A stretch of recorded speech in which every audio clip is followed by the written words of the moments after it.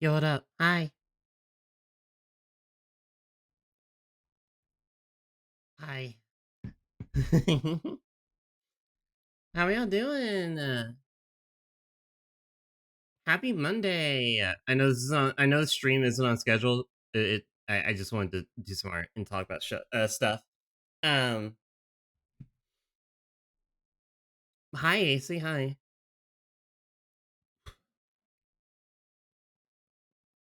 I did my morning walk. I had to cut it short. I still got like 30 minutes in. I had to cut it short because the air was a little bit too cold and yeah, it was really nippy, and I was like, oh dear, gotta go back home. This wind is murdering me right now. But still got a nice walk in. Saw the duckies and said hi. They're eating again.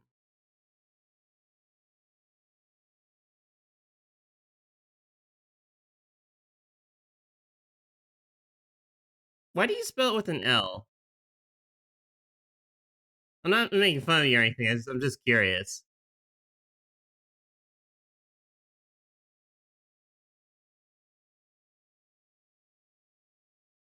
Like a personal preference, or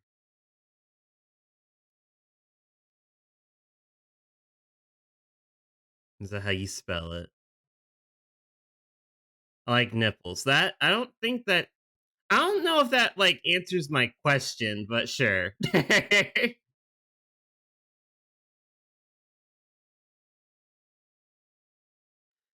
But real quick, I want to talk to you guys about something I saw when I was sitting at the pond. I saw this article and I was like, "What is this?" And it says like the dark oxygen. It's on Eco News by D. Garcia. It's called Dark Oxygen. Dark Oxygen discovered for the first time in history. It's under the sea and it's not good at all. I'm like, what? Why is it discovering all new stuff? This is what I'm talking about. This is why I don't miss the ocean, dude. Um, you don't pronounce my version as nippy. It's nipply. Yeah, nipply means something completely different, dude. I get what you're saying though. Um, okay, so it says in a revolutionary study, researchers have found that oxygen may be generated in the deep ocean. Okay, challenging prolonged theories regarding its beginnings. This surprising fact, labeled dark oxygen, challenges traditional knowledge as well as raises substantial worries regarding the future of deep ocean environments as mining businesses observe the floor of the ocean for beneficial resources. Yeah, another thing we're gonna find out there is Cthulhu. So, um, ocean researcher finds oxygen generated in deep ocean mystery. Let's see. Uh, ocean scientist in 2013 carrying out an extensive section of the Pacific Ocean.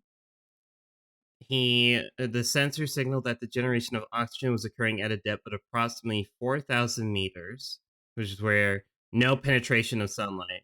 So that's like deep, deep down, deep down. Um, area of the ocean which I fear because no. Um, he thought his gear was defective, as it was extremely understood that the generation of oxygen was completely the realm of photosynthetic organisms which depend on sunlight, but after frequent analyses, as well as authentication of his gear, he arrived at astounding understanding that oxygen was being produced on the ocean floor by naturally developing metallic nodules that are loaded with treasured minerals such as cobalt, along with nickel and lithium. Um, a new supply of oxygen is in our seas, challenging current standards regarding deep ocean environments as well as their operation. Okay, cool. So they're like, oh, sweet. There's like oxygen down there. Yeah, how are we gonna get it up here though? Because I'm not going down there for it. Um, can I see anything interesting here? Blah blah blah blah blah.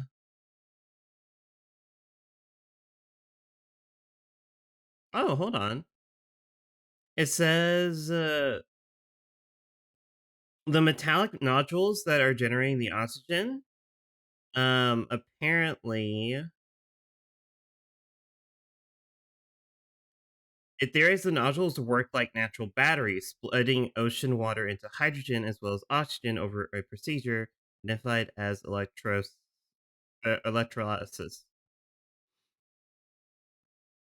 When retained in salt water, the nodules produce electric tides, which could. Hi, Archangel.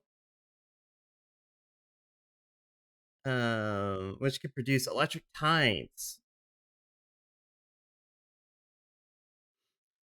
These nodules that they found are similar to that of a typical AA battery. Cool.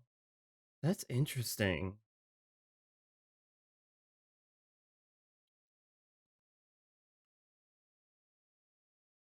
Yeah, and they said that if those nodules group together, they might be able to generate adequate power to prompt this procedure in terms of, like, harnessing that energy. Um,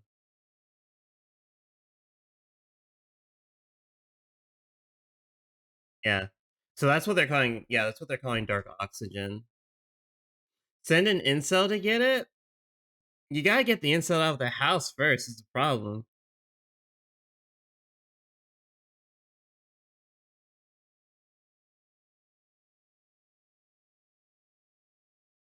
Okay, that's why it's dangerous. Okay, so the problems that they're having with this discovery of this dark oxygen is that they have to mine this stuff out, and if they do that, it can present dangers to deep ocean environments, which rely on the nodule's oxygen. So, and yeah, it makes sense. Like, don't disturb. Look, all I'm saying here, this is like the start of a horror film. They're gonna be like, the like greedy corporations gonna be like, oh, but we need that. That's like good power. That's good. Like, we see dollar signs. I'm like, dude, if you do mining deep down there in the ocean where it's like something's creating dark oxygen, bro, you're gonna awaken something, and then we're all fucked. Okay, I would just stop.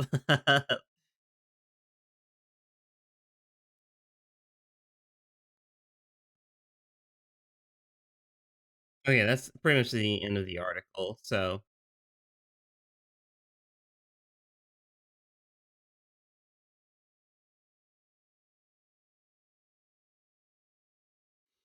yeah, they're just talking about, like, we have to make sure we establish a balance, which I'm like, dude, when have humans ever been known to establish a balance? We're gonna get greedy, we're gonna drill everything out, we're gonna ruin the environment, and then we're gonna awaken Cthulhu and he's gonna fuck everyone's asses. And that's the process. That's what's gonna happen. No one's gonna have fun. Well, some people might have fun, but you're balanced? You sure? I'm not balanced. I have not achieved nirvana or whatever.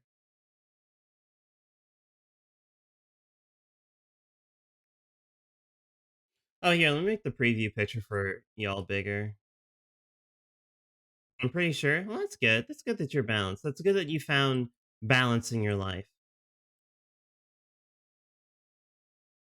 It's good to have balance in your life. I mean, it's just that big. How's that? How's that for y'all? You want like this or like one size bigger? Sorry, allergies. I can do like this.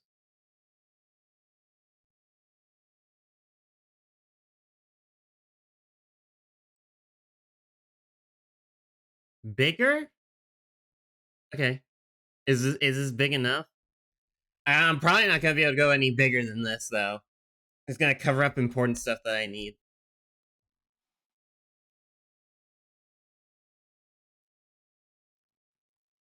But yeah, I cranked out some more art last night.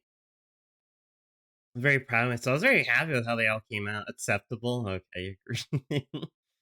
I was really happy with how they all came out. A lot of these, for the tomb area in dreams. Um, I didn't notice that like a lot of them are like reptilian in nature, and I'm actually okay with that because I it makes me like I want to kind of go on um the concept that the boss of the area is the Dream Eater, which is like a it's gonna be like inspired by Apophis or Apep, which is like a Egyptian mythical figure. I think I'm not sure if it's a god. I don't think it is, but it's basically like the Sun Eater, um, giant demon snake that's like Ra. I'm gonna eat the sun. And then Ra's like, no, don't. You can't do that. He's like, no, stop.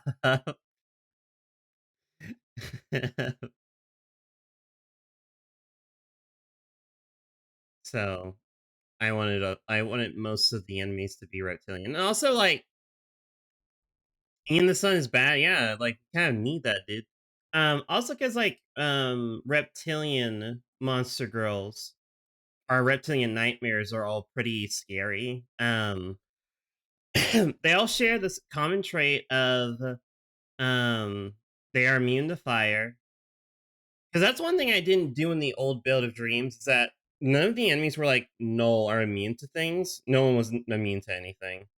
Um, but I'm changing that in the new build. So some enemies are immune to certain things. My only rule is that it can't be physical. Nothing can be immune to physical, but things can be immune to elemental stuff. Um, so reptiles are immune to fire or flame, and they have a 25% crit chance, which is really fucking scary. Um, accuracy is really good. Yeah, so they're not very nice. You gotta be careful with them, dude. But yeah, and I liked how I came up with these three. They like I want to call them the elemental warriors. Each one's a a lizard, but this one's the fire version. This one's the ice version. That means I can knock them out without hurting them. Okay, well, um, I liked how this one came out. It got me some more practice with doing, more chonky, or more chonky body types. So this was good practice. This was a good, pretty good practice on my end. Um, but this is the frost or ice variation, and then the shock variation,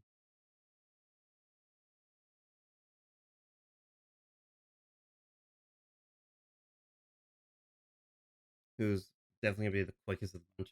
Because the tomb is, if I were to like to show the map, hold on, let me show something for y'all. I've shown this map up before. I don't want to get it out again, so I'm just gonna redraw it. So like in the old version of Dreams, is that that's too big. Okay. For anyone that has played it, you'll know that this doesn't need to be perfect.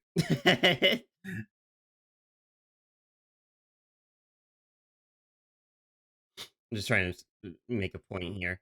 So in the old version of Dreams, oh my goodness gracious, connect, please, thank you. Huh?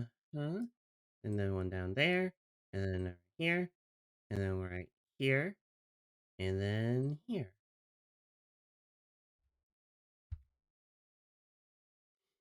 Okay, so for y'all that know, in the old version of Dreams, this was like the general layout of the like world map, I guess you call it, right? Progression. It's like you could either go, you start here in the forest or here in the abyss, and then you could go from the abyss or the forest to the carnival or the volcano. I was like, what's the other the volcano area?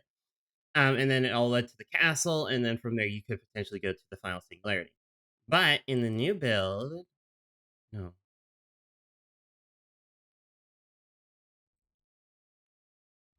I've expanded it.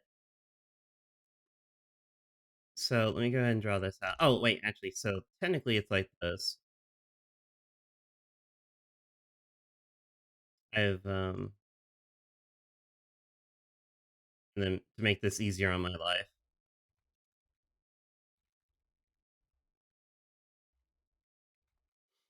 Dun, dun, dun, dun, dun, dun. And then right here, boom. Okay, I'm not gonna lie. Technically, it's like this again, but so this is a new layout, right? So like from here to here, so it's like quite a big jump in what you can get. Um, and it connects like this. This goes here. This goes here. It's kind of like Star Fox 64. If you ever played that before, um, I'm watching the sunrise here, where the upper route is like. Well, I think in Star Fox the upper route was the harder route, and then the lower route was the easier one. But it's the same concept, same general concept. It's just flipped. And then these ones are unique because they are specifically connected to this. They don't branch out. So in the new build, the general flow is that you start here. There's an intro area. This introduction area is like where you always start off. So like in the old build, you either start off in the forest or the abyss, the deep abyss, the water area. This new build, you start off in an introductory area. And then from there, you get to choose because in the old version it was randomized. Now you have full control over what path you take. Um, so if you go in the upper route, it goes from here, it goes to the forest, here, and then to the carnival, which I renamed the festival, and then to the castle. So that's pretty like what we're used to. That's what we know. And then you can go singularity from there. If you go to the B route, which is like the medium difficulty route, um, you start off in the hospital, then you go to the deep abyss. So the deep abyss is now a secondary area as opposed to a introductory area. So deep abyss here, um, and then the church here, and then leads to found singularity. And then if you go the C route, which is the hardest route, is the most difficult one. Um, you start off in the city, you go to the volcano, and then you go to the tomb. So the tomb is if you're doing like a base run, the tomb is the hardest area in the game. Um, so I wanted most of the enemies to be reptiles. I say it like that, reptilian. Because reptiles are some of the more dangerous nightmares. I haven't even gone around. I mean, if you remember in the old version, there was the plague dragon. The plague dragon's going to be moved. It's no longer going to be in the castle. It's going to be here, so it's going to be significantly more difficult. Um, and also, I am so proud of how this mummy came out. By the way, um, I've gotten so much better. Like, okay, so I know she's thick, right? But like, just like the pose and everything I did for her, I'm just very proud of how this came out. I was like genuinely impressed with um the the position, the pose that I went with her, and it still is very readable too. Mommy, I had to get a lot of gauze for this one. Oh my god. Body is ready. Oh my goodness. Yeah, I had a feeling. I'm gonna go crazy.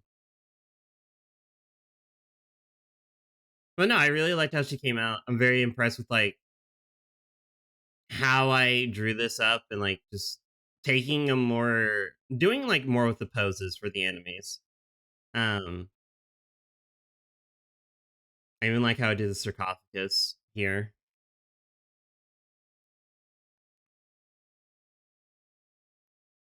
So and this one like the premise of this one is it's a hieroglyph. But it's like alive.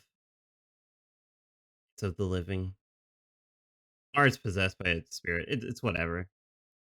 I liked how the Lumia came out. I'm getting a lot better at drawing Lumias. Snake ladies. Getting a lot better at drawing them. So Once again, very proud of how this came out. So, oh, and then obviously this is like an Anubis, um, which her pose is the pose that I took inspiration from, or I used is like the same pose that Anubis takes in Spelunky. So that's why being in like a cross-legged position and floating at you. But yeah, I was very happy all these came out with how all of these came out. Sorry. Boom. So what else do I want to do? I love. Well, thank you. I actually remembered to post it in the server this time. I think I did. Yeah, I did. I did. I did. I did. Yeah. So one thing I want to do. Oh, you can't see that. um. It's fine. We'll do it. It's fine. But I need to start playing out like events. I have my list of things I need to do, but one's like playing out the events that can happen in each stage. Um, Most of them are fine, but a few of them I definitely need to rework. Um,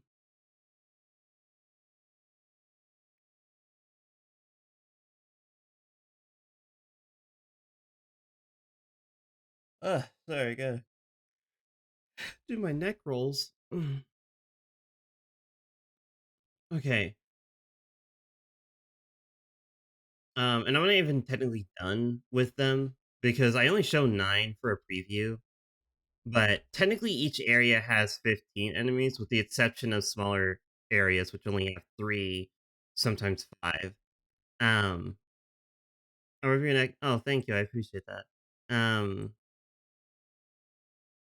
I want to redo you. I do like the idea of this, like the duo head.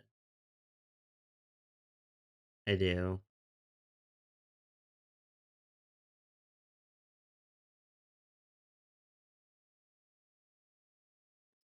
Yeah, I still need to. I also still love how this nightmare came out. I love how she came out. She looks so cool.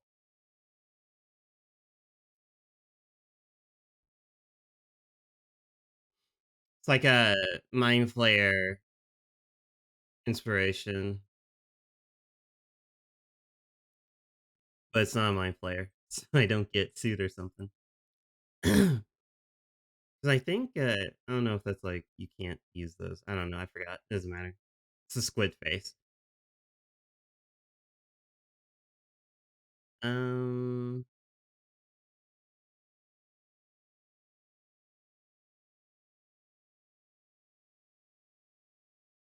a super sea angel. Oh yeah, this is like a once again. So these are the enemies that show up in like the church area. So a lot of them are corrupted to an extent. It's like corrupted religion is like kind of the theme of it because it's a sunken church. Um, so it has fallen. So yeah, the inspiration of this one is that it's a different version of the sea angel that you see in the deep abyss. But I just made it look a lot more, you know, eldritch. And the best way you can make something eldritch is just give it a lot of eyes.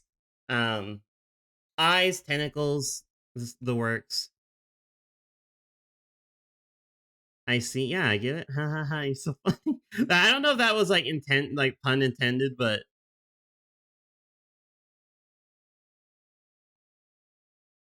um, God, I don't know what I want to do. Oh, you know what we should do?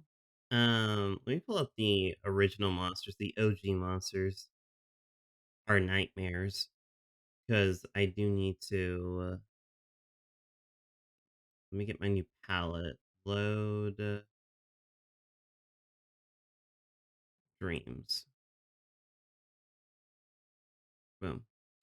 Okay, so I'm gonna go through some of the enemies right now and kind of re-establish their colors because, like I said before, one thing I want to do is I want to make it easier for people to see and tell, like if they're fighting a nightmare, what it generally does or what its like main gimmick is. Let me see if I can get it real quick. Hold on, I have my chart.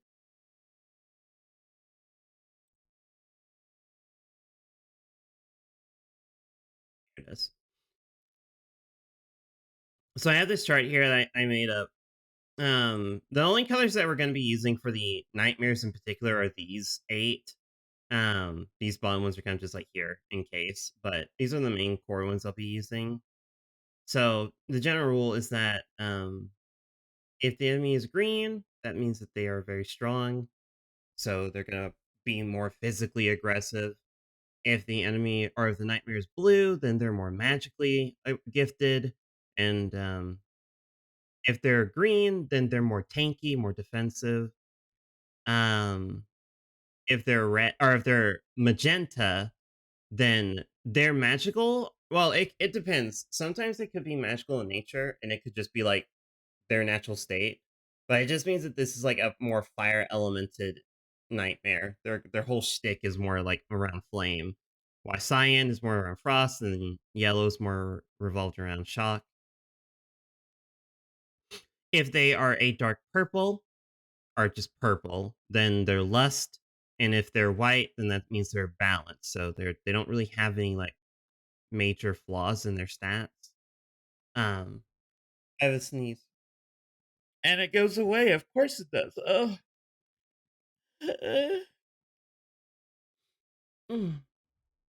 So I want to do that. And don't worry, because I do understand some people are colorblind. So in the game itself, I'm going to make sure that I put a state on the enemy so that if you can't see their color properly, you can at least see that they have a state that tells you like what their color is supposed to be. Um,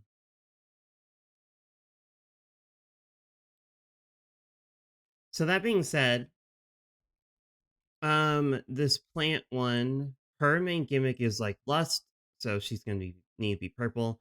And I know sometimes the colors might throw some of the enemies off, like oh, because I know in the old version I had to where colors kind of generally flowed with like what they were. Like if it was a plant, I made them green, you know. And I could do that. Like there's two ways I can do it. Either A, make it to where the color goes with their race, or make it to where the color goes with their like gimmick in battle. And I decided to go with the battle gimmick just because I feel like that's more important information to convey to the player. Um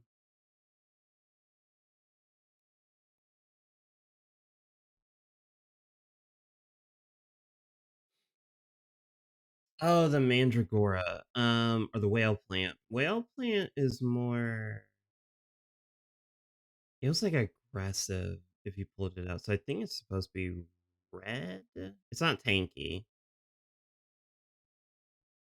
Yeah, I think this would be red.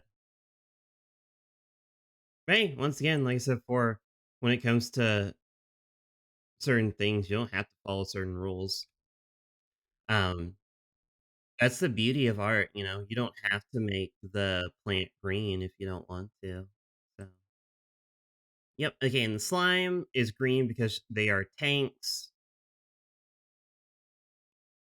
The mushroom enemies are they mainly focus on hitting you with ailments, but I think they're at the core still physical. They do hit you with butt attacks, so lust is definitely a factor. So I think purple for you too. Um, mice will now be white. And then okay, so I keep going back and forth on this one. Um, actually, hold on. I keep going back and forth on this one. I'm gonna redo this design again for like the fifth time. I don't know. For some reason, every time I try and do like a spider or arachnid, um, well, doesn't really play out the way I want it to. It's weird. I think it's because of the legs. It always makes it look funky.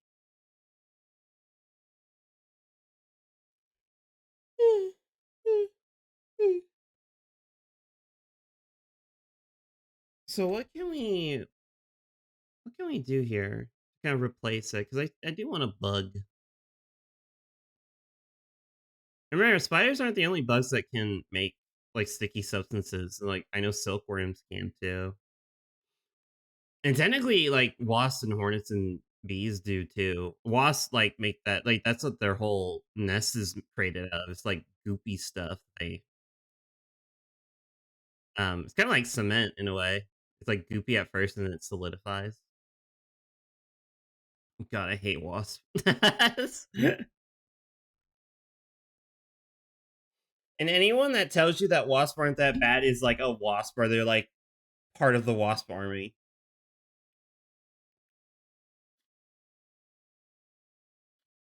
Don't listen to them. Don't listen to their lies, their waspy lies. But yeah, let's look at some references, maybe. And where else but the Monster Girl Encyclopedia? Because the Monster Girl Encyclopedia is basically my bro. That could also look like some MGQ monsters too. I like how an MGQ, like, there's a tarantula girl. She has like the artist Satochi does this quite a lot though. He likes multi boobs, but she has like multi boobs on her underside. I'm like, that doesn't make any sense. I was like, but I'm not gonna question it. It's like it's understandable. It's like it's a monster. He says that she can't, but like that has to be so uncomfortable for her to have like a whole roll of tits on her underside. Probably walking around the place and grass tickles her all the time. Mm, because I do want to like I want to include a spider. I think the problem is that I'm like focusing too much on their abdomen, thorax, abdomen. I want to say it's abdomen.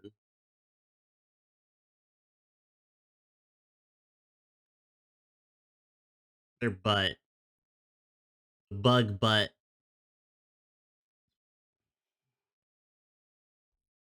Here, let's just try something. Let's just turn our brains off and like let's just doodle something. Like there's the head. I've also gotten so much better with pixel art.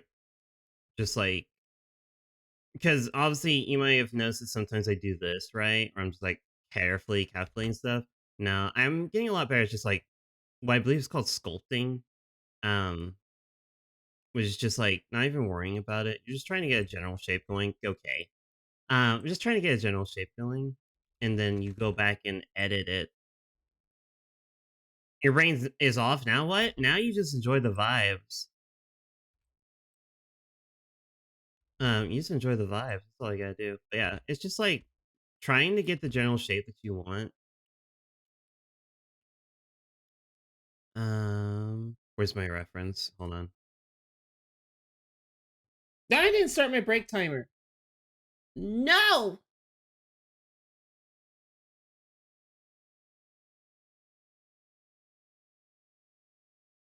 Okay, I'm gonna have to keep that up on the side. Okay, so yeah, I want the chest here, tummy here, or and then back here to the abdomen. Once again, to get the general shape. We'll flesh it out more later. But I just wanted an idea.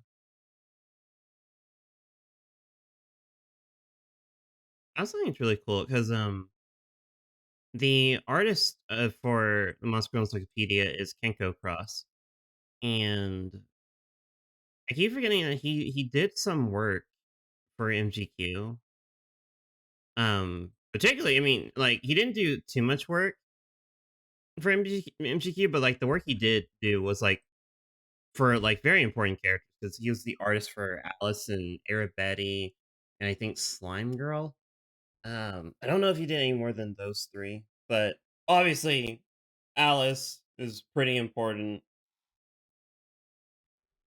I also think it's really funny because like the Monster Encyclopedia, that universe is very like human friendly towards like, oh no, the monster girls don't want to hurt humans. They're very gentle and kind with them. And then you get to like Monster Girl Quest where it's like, no, they'll eat you if they feel like it.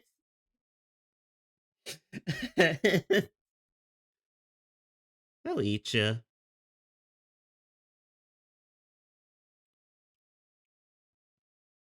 It'll be a fucking suck. They fuck you and then they suck you into their mouths.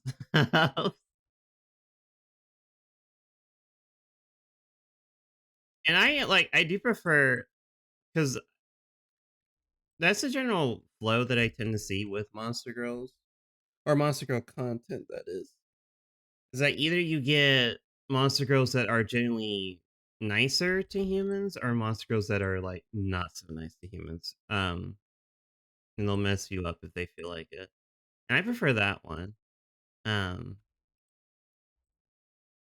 because, like, I don't know, I like my monsters to be monsters. Like, I want them to be able to, like, fucking murk me if they feel like it, you know? It's just that it's like it adds that much more chutzpah to them, you know?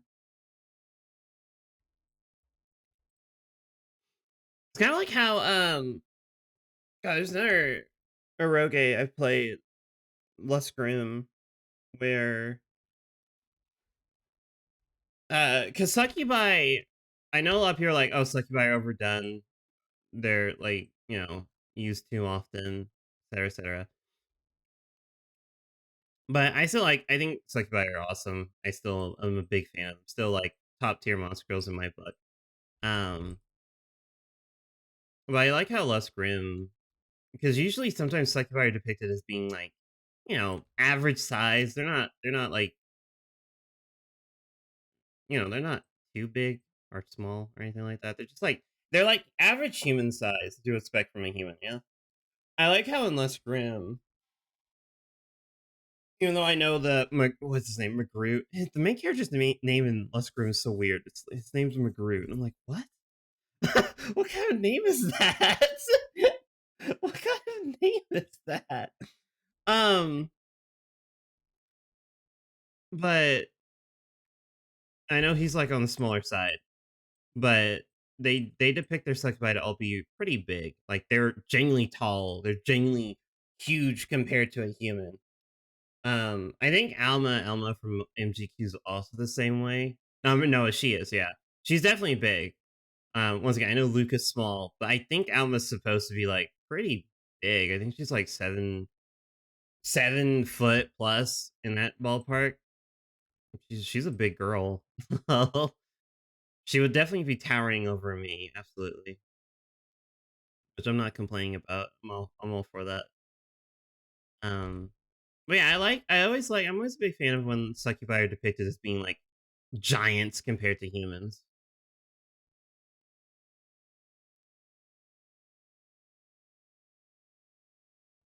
Man, I still need to play the because Less Grim got like an update. It's called like Less Grim again. I need to play it still.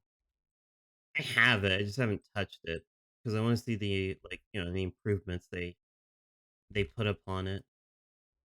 Now that the company has like an actual budget, which I'm happy. Like I'm glad that that studio has really done well um with the franchise. I mean, similar to like a lot of eroges, really, like MGQ too. I'm glad that those games have done so well and that those companies are just able to do more because they have a proper budget now. I'm like, that's awesome. I'm happy for them. And I also think it's cool because I think they can show people that, like, just because it's in an eroge, you can still make it really fun for the player. I mean, that's the whole point because at its core, an eroge is still a game, so you still need to make sure it's fun. People still need to enjoy it, you know. Because oh boy, the amount of I played my fair share of eroges that are just not good. It's like there's no passion put into this. It's just no passion at all. I was like, you should have just released this as a CGI set. Like, I don't care how good the art is or whatever. If I'm like stressing out, if I'm like getting mad at the game because the controls are ass, I'm not gonna play it.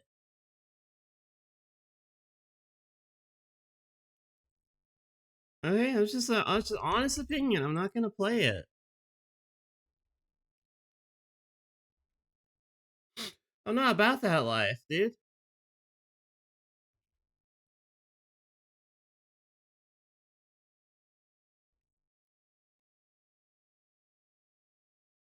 Oh god, I'm not gonna say it. Oh, I'm being tortured by these sneezes right now. They are not coming out.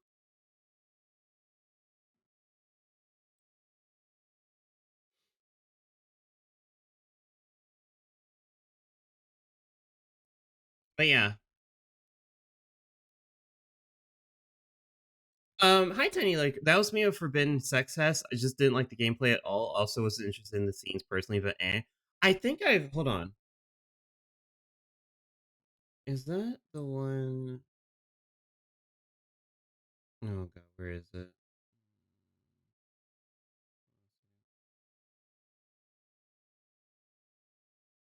Um Oh, Flip Witch? I still need to try out Flip Witch.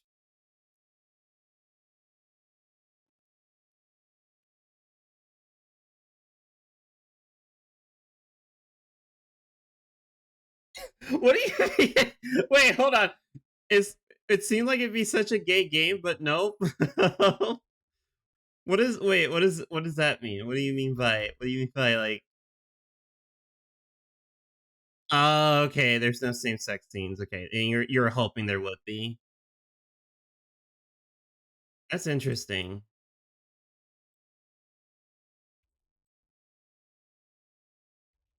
'Cause I was actually thinking about that because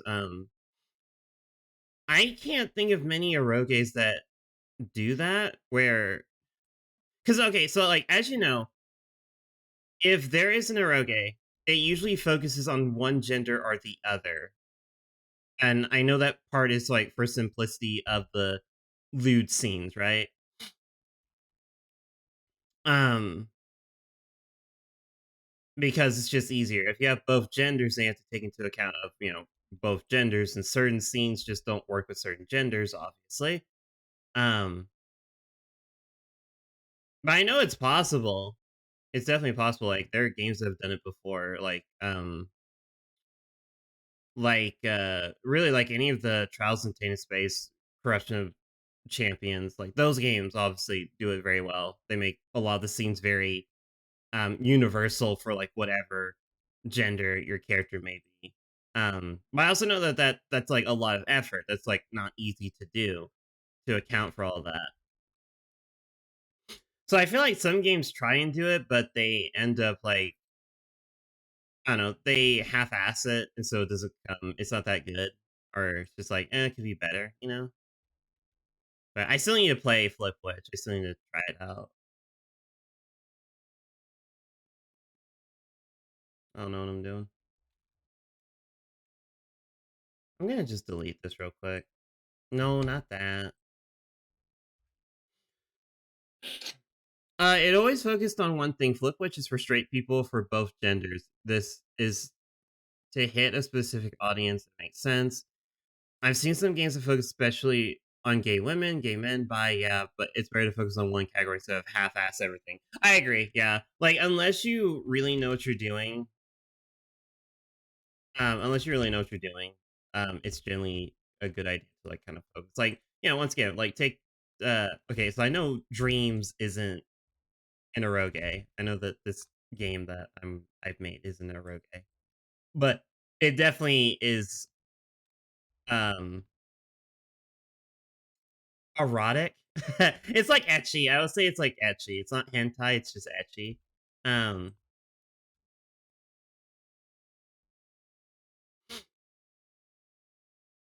yeah, definitely. Yeah, yeah, yeah, definitely, yeah. Obviously I'm targeting my audience is that what are y'all yapping about? Gotta keep up, bro. um no, we're talking about eroges and how to handle them to like appease to a certain audience as opposed to like trying to appease to everyone. Because like yeah, and once again, the problem is that when you try to appease too many people, you end up half-assing it. It's not that good, it kind of falls flat. Um, but like Dreams, obviously, I'm targeting people that like Monster Girls. Um, and obviously, this is probably more directed towards like straight men, I think. But there are obviously women out there that also enjoy Monster Girl content and that are into like Yuri and everything. Even though there is no Yuri content in this, but they could be into like Monster Girls, and so I know my audience because this is my first like proper project. It's my first game. I'm just trying to figure things out. So obviously, yeah, I'm just trying to. I know the audience I want to target with this, and that's like where my focus is going into.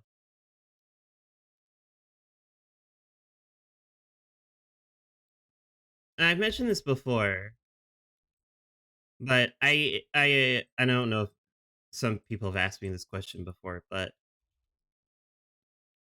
I do want to design my own eroge someday. I do. Um,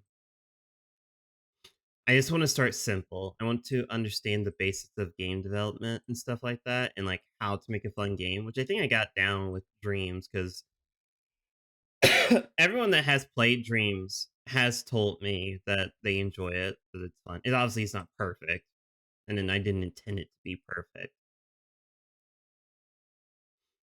Um, I just wanted to make sure that it was like genuinely fun to play. And from what I heard, you're like, yeah, it's fun. I was like, good. Um,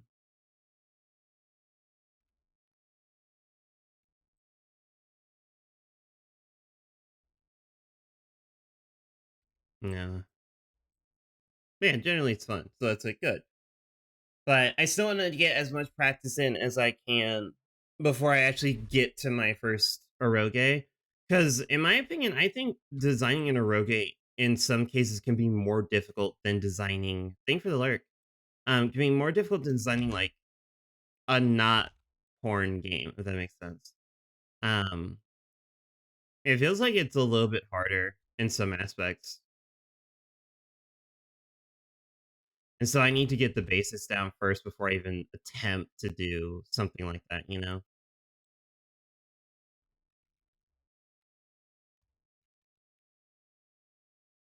One, two.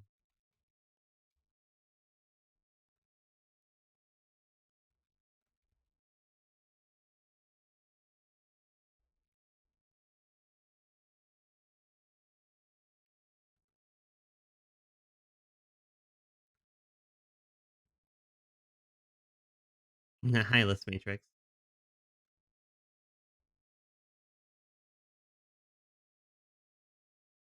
But yeah, I want to get stuff down first. And obviously another good thing is like, playing because I know what I like. Like I've played really good eroges, and so I know what I like, what I'm looking for, and what I should include, what I should do if I want to make a proper eroge and for it to be fun. Like when I made Dreams. Oh, you're all good. You're all good. When I made Dreams, obviously, I'm taking aspects of games I played before that I'm like, I like this. This is fun. And so I incorporate that into it. Thank you for the hydrate and the stretch. Thank you.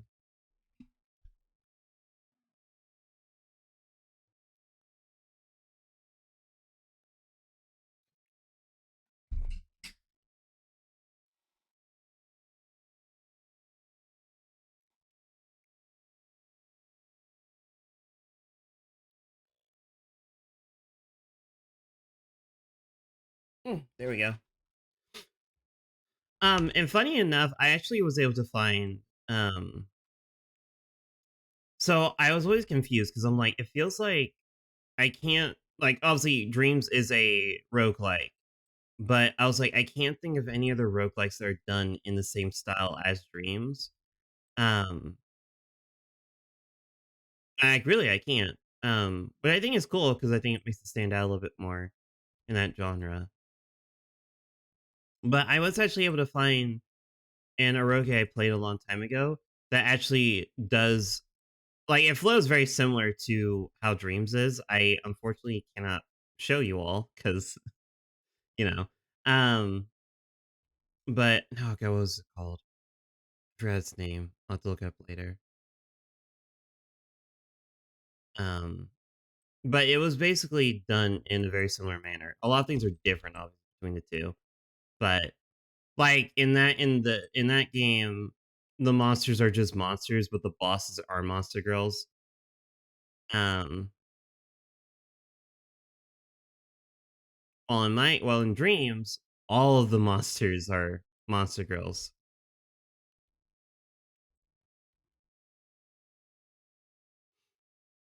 I actually thought about this because I know in like the demo that I put out for Chronicles, some of the monsters are male, some of them are monster boys. Because I do get asked that sometimes. Like some people are like, "Where are the monster boys?" And I'm like, "Monster girls," and like monster boys. And so I was like, "Yeah, I can." I'm not opposed to like monster male monsters, of course, but I tend to focus on monster girls because just trying to focus on like the audience that I have.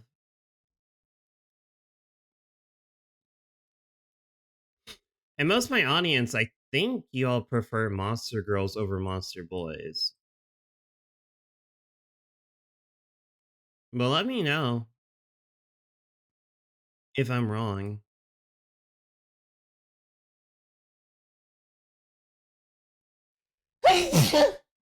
Ow. Ow! Damn allergies, dude.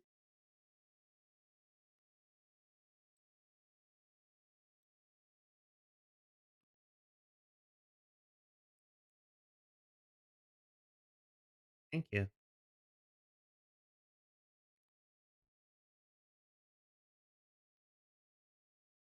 But yeah, let me know if I'm wrong. Because I don't mind drawing male monsters. I do not mind at all. I don't mind drawing anything. Well, okay, that's not true. There are some things I do mind drawing, but most things I'm pretty chill at drawing. Even like normal monsters, like I've been wanting to draw like just standard monsters, like not like monster boys or monster girls, like just monsters. I've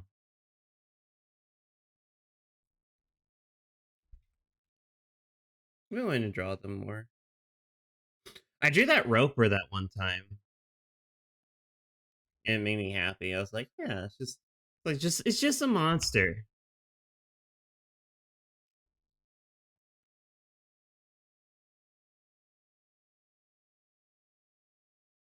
It's a mopma.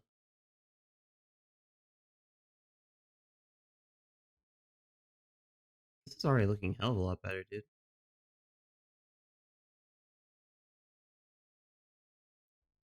And you know what? No arms. Sure has plenty of like legs and stuff. I can draw her sitting on me. This nightmare that I'm drawing for my project right now. You want me to draw her sitting on you? I can do it if you're willing to pay for it. If you're willing to commission me for it.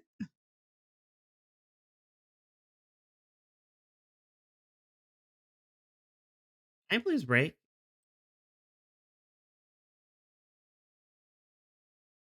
Yeah, we love the spider booba here. Rhaenyra is based. Too many spider bits. Oh, AC, I'm still surprised. Like, I like you're scared of spiders, yet you know that like to an extent, Magnus is still a spider.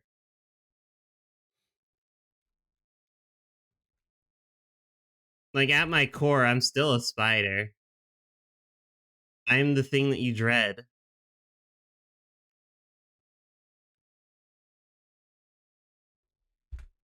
I think you're lying to me. A lot of the things that you say you're scared of and that you fear and you don't like, I don't know. I'm all about a lot of that stuff, and a lot of the stuff that I do is the stuff that you supposedly aren't a big fan of. So I don't know. I think you're lying. I think you're lying. I think so. This feels like a Squidward, like you like Krabby Patties, don't you, Squidward situation.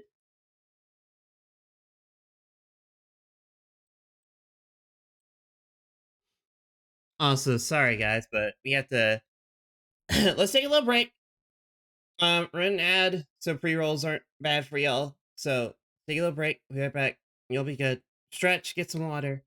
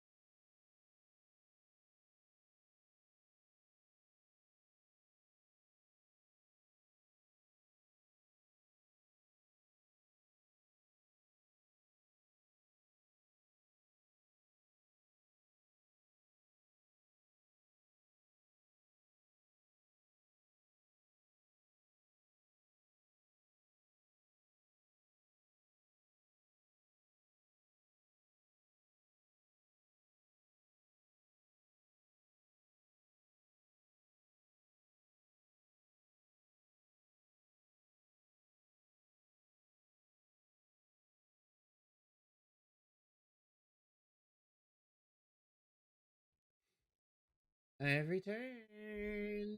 Hi. Um, but yeah, no. What was I talking about? It doesn't matter.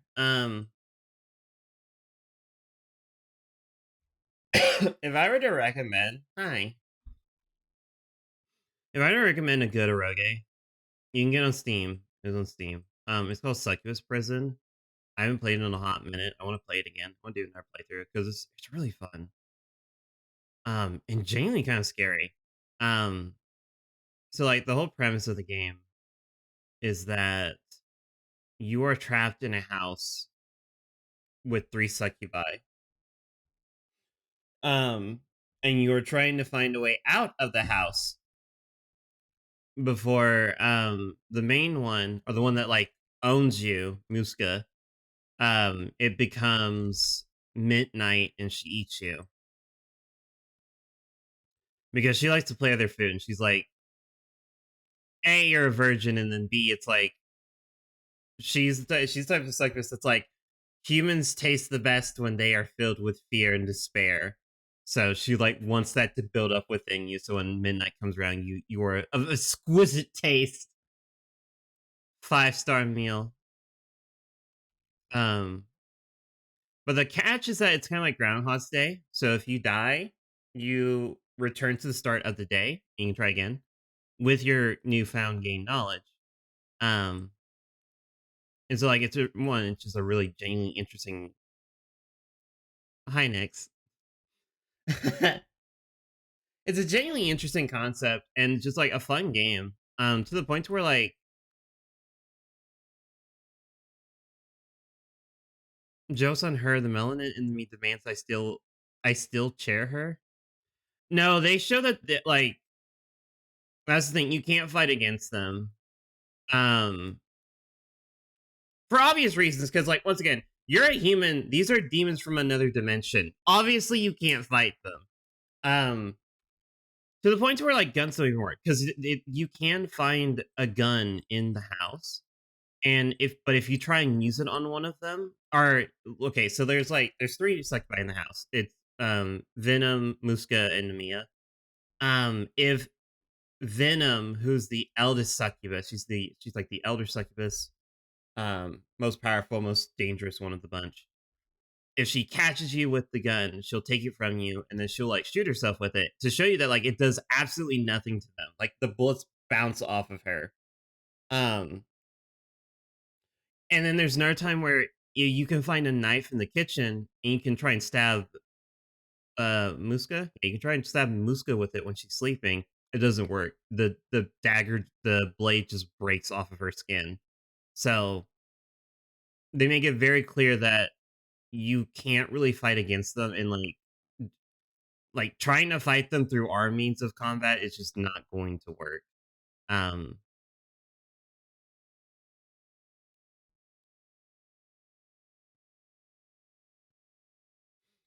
Whack 'em with a steel chair and they'll get annoyed. Yeah, they will get annoyed and then just kill you.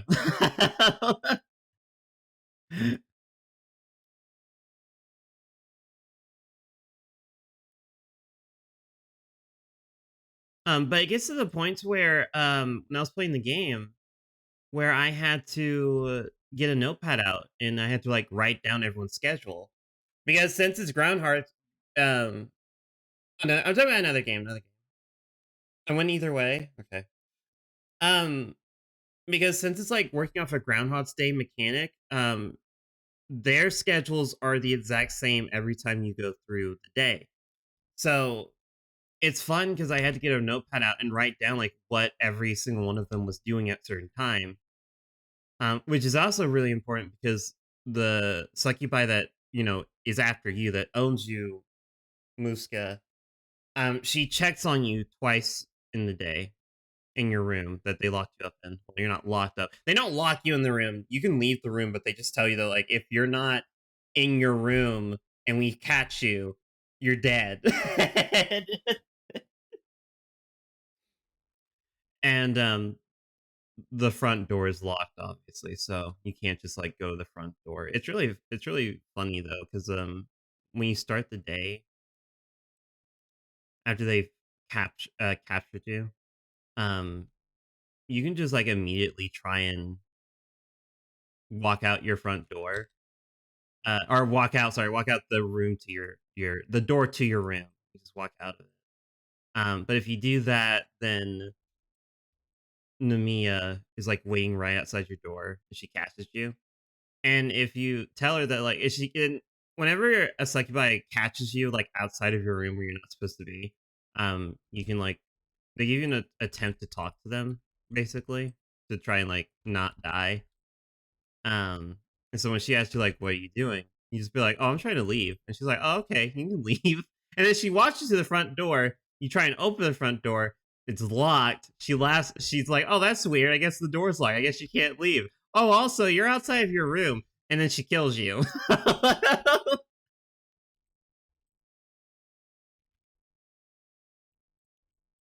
It's like, "Oh, great."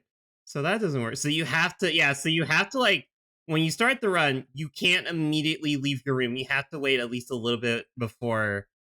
You have to wait a little bit of time so Namiya leaves you alone. But there's also cool things you can do because I like. There's one aspect where, oh, okay. So to be fair, they did tell you that you're allowed to go to the bathroom that's like close to your room. You're allowed to go there, obviously. Like, if you need to go to the bathroom, that's fine. That's still in the area of like we won't kill you if we catch you outside. Um, they at least respect that.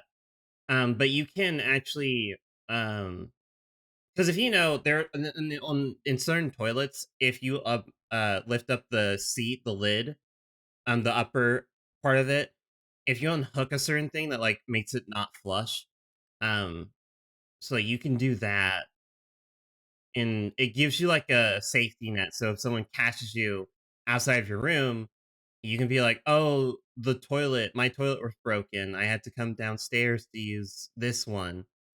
And it gives you like a safety net for them to be like, "Oh, okay, I guess, it's broken." You have to do that though if you because if you have to be very careful about lying to some of them because they don't want to be lied to. Some of them have very short patiences. So if you lie about the toilet and they go and check it and it's still working, then they'll come back and be like, "Man, that toilet seems like it's working fine to me," and then they kill you.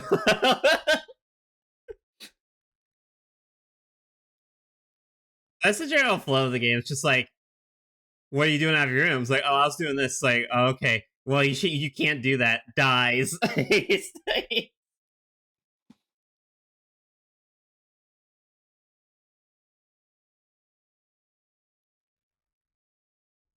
But yeah, it's smart to write down their schedules because they obviously you as the player can do whatever you want each day, each run. They are confined to like their schedules, what they do every single day. Um, so you have to remember that so you don't mess up or run into them.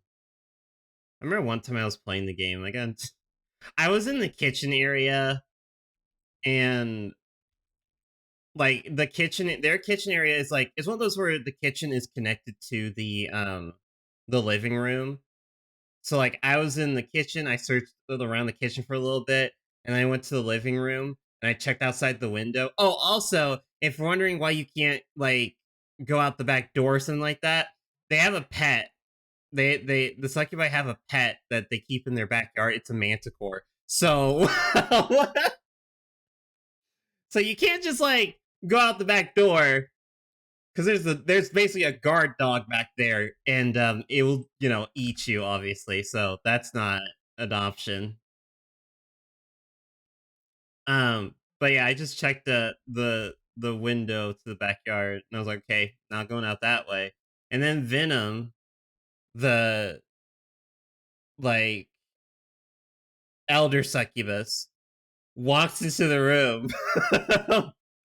I'm like pinned up against the corner of the room, and she's just chilling in the living room. She hasn't seen me yet. I'm like, okay.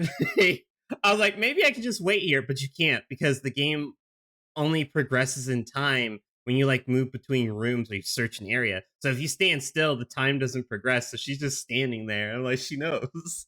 I was like, she knows. She knows. I think she killed me. I think that run ended in my demise. So that was fun. And I learned not to be in the kitchen at that particular point in time, in the off chance that I don't want to die again. Um, but each succubi has their own like Once again, I like that each succubi has their general personality to them. Muska is like she's I'm not gonna sugarcoat it. She's a bitch.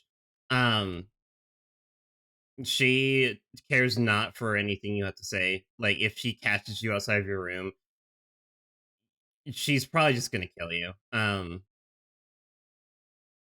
Like she wants to find she like don't give her any reason to want to kill you because she will take it in a heartbeat.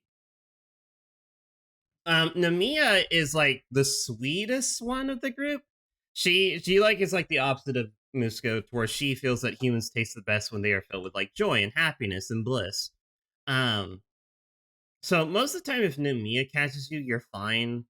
Because one time she caught me, and she was like, "What are you doing outside the room?" And I like one of the options you can say is like, "None of your business." And so I was like, you know what? Why not? This is a dead run. Why not? And so I said, "None of your business" to her. And her response was like, you know what? You're right. It is none of my business. And she just left me alone. I was like, what? What? No tricks or anything. She's just like, you know what? You're right. I wish more people were like her.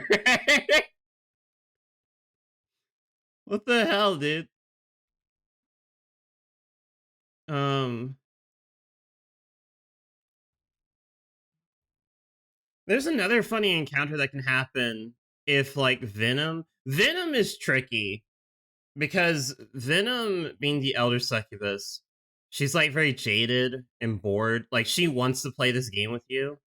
Um, and so sometimes if she catches you, she'll just straight up kill you. There's one time where this happened to me, it was very unfortunate, but I was like I passed her in the stairs. Like she was going up the stairs, I went downstairs. Bad timing.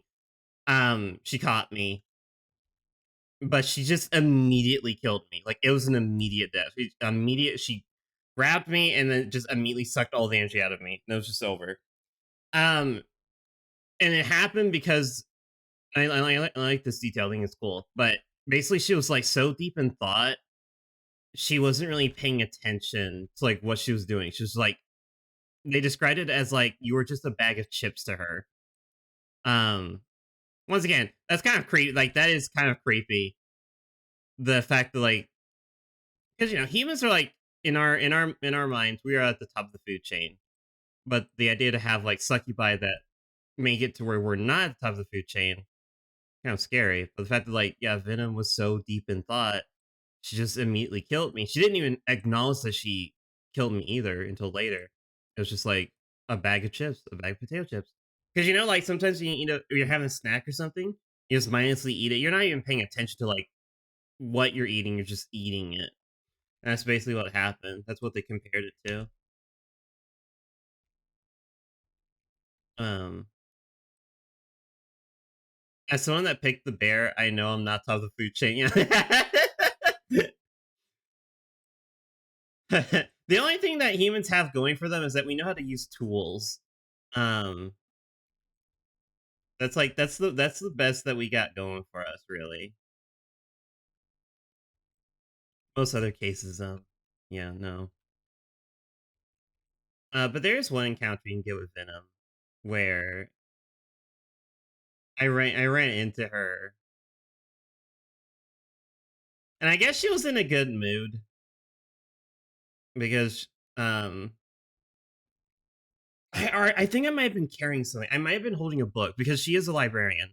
Venom like has this like interdimensional library in the house, a pocket dimension. That's a library that she manages. She's very studious. She likes to read and stuff. I think I had a book on hand. I think it was one of her books, and she was like, "Oh, I see you like my work," and then she like signed it for me, and I got her pen. She gives you her pen. She's like, "I'm glad you like my work." I was like, "Oh, okay." So I really do like that aspect. Of, like the succubi they generally have personality to them, to where if you like impress them or if they're just not feeling it, you could be fine. just for no reason besides I just don't feel like it.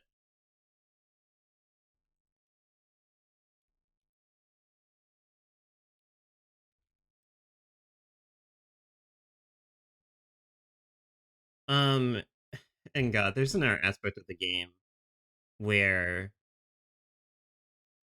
because obviously these succubi are not from our world, and that the backstory is that um some rich people tried to summon demons and it worked, and then they obviously died, and it's you have to. This is basic concept, right? So now we had suffer.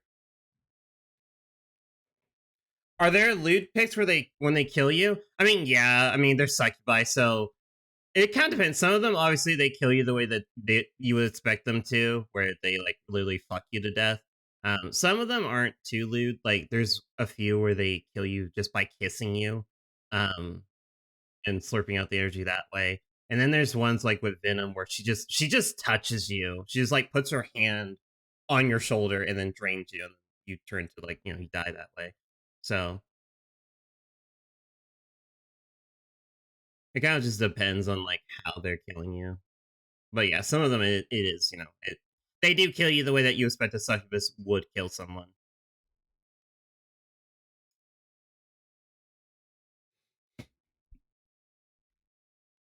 It's basically just contact damage. Succubi kill you via contact damage. That's all they do. That's basically it. That's the concept.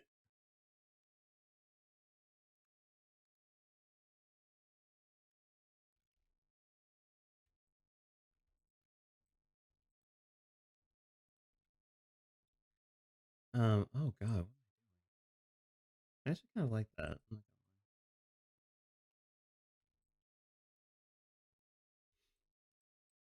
Um,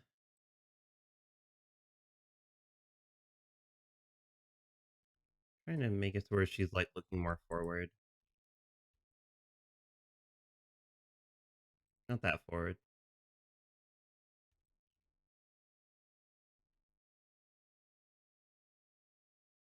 Man, no, I like that they all have a genuine personality to them.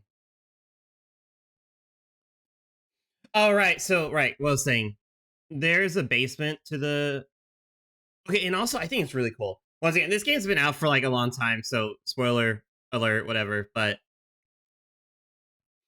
um, there's a basement where they were obviously summoned.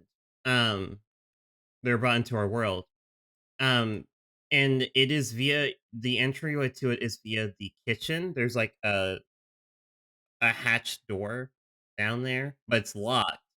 So the way that you have to, because you have your phone, and you can set your phone up to like record stuff.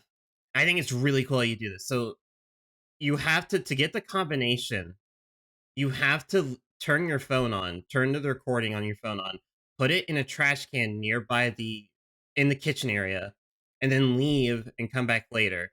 One of the succubi, because the succubi have family, and so obviously they go down there to like summon up their family to talk to them and say hi, what's up, which I think is cute. I think it's kind of cute that they do that. Um, but yeah, you have to just put it in there. One of them will go to the, and then they'll speak out the code basically and be like, "Oh yeah, the code's this, this, this," and then you have the code on hand. You know what the code is. So I think that's really cool. Um, like a cool puzzle right there to make use of like our technology that we have. But when you go down there, you can find the summoning circle, and now the main reason why you need to go down there is that you need to summon an imp and then use holy water on the imp to get an item that's very important for you to leave to escape. But you can also summon like other succubi. I don't know why you want to do this, but I don't know why the main character would like ever conceive like, oh, I know why. I think at one point the character does state that like maybe one of them can help me. I'm like, boy, what what made you think that any of these succubi that summoning a succubi would like mean that oh maybe one of them will help me? No, what makes you think that? What makes you think in any universe you're trapped in a house full of these things and they all clearly want to eat you? Like, oh, if I just summon one of them, maybe one of them won't be like, will be different. They'll help me. I'm like, no, they're not. And and guess what? Spoiler alert, none of them do want to help you. Not a single one of them want to help you. Surprise, surprise. Nice try though, dude. Nice try.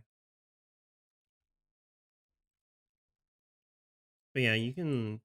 Well, okay. I think the only one because like it's established that like Namiya and Venom have family.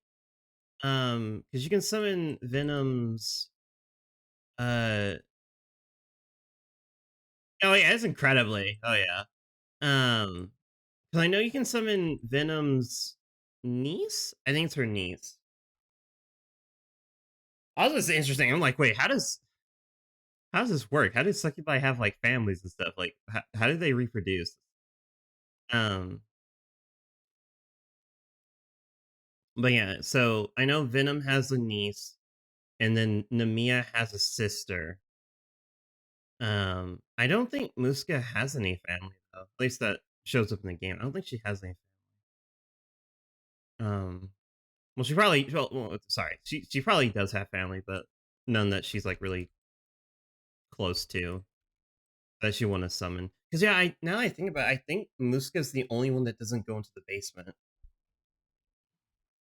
Because I know Namiya and Venom are the only two that go down there, but Muska doesn't ever in her schedule go down there. So I guess she doesn't have anyone she wants to talk to. I guess she doesn't have any family. Maybe she hates her family. Maybe she had a fallout with them.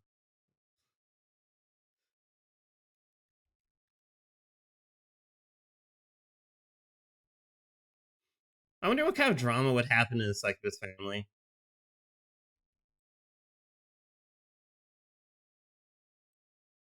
Was like, is someone sucking too many dicks? Hi, Laura South. Oh, yeah, Grace. I will. I will. Thank you. I hope you're doing well too. Because I know, hi, Kapayako. How are you doing? Just chilling? Hell yeah. Because I know in like Monster Girl Quest, Alma actually she has some issues with her family or her mother specifically, and I think this is really cool. Um, thank you for helping me yesterday. Of course, of course. I'm surprised they didn't realize that I was helping you. I'm glad they.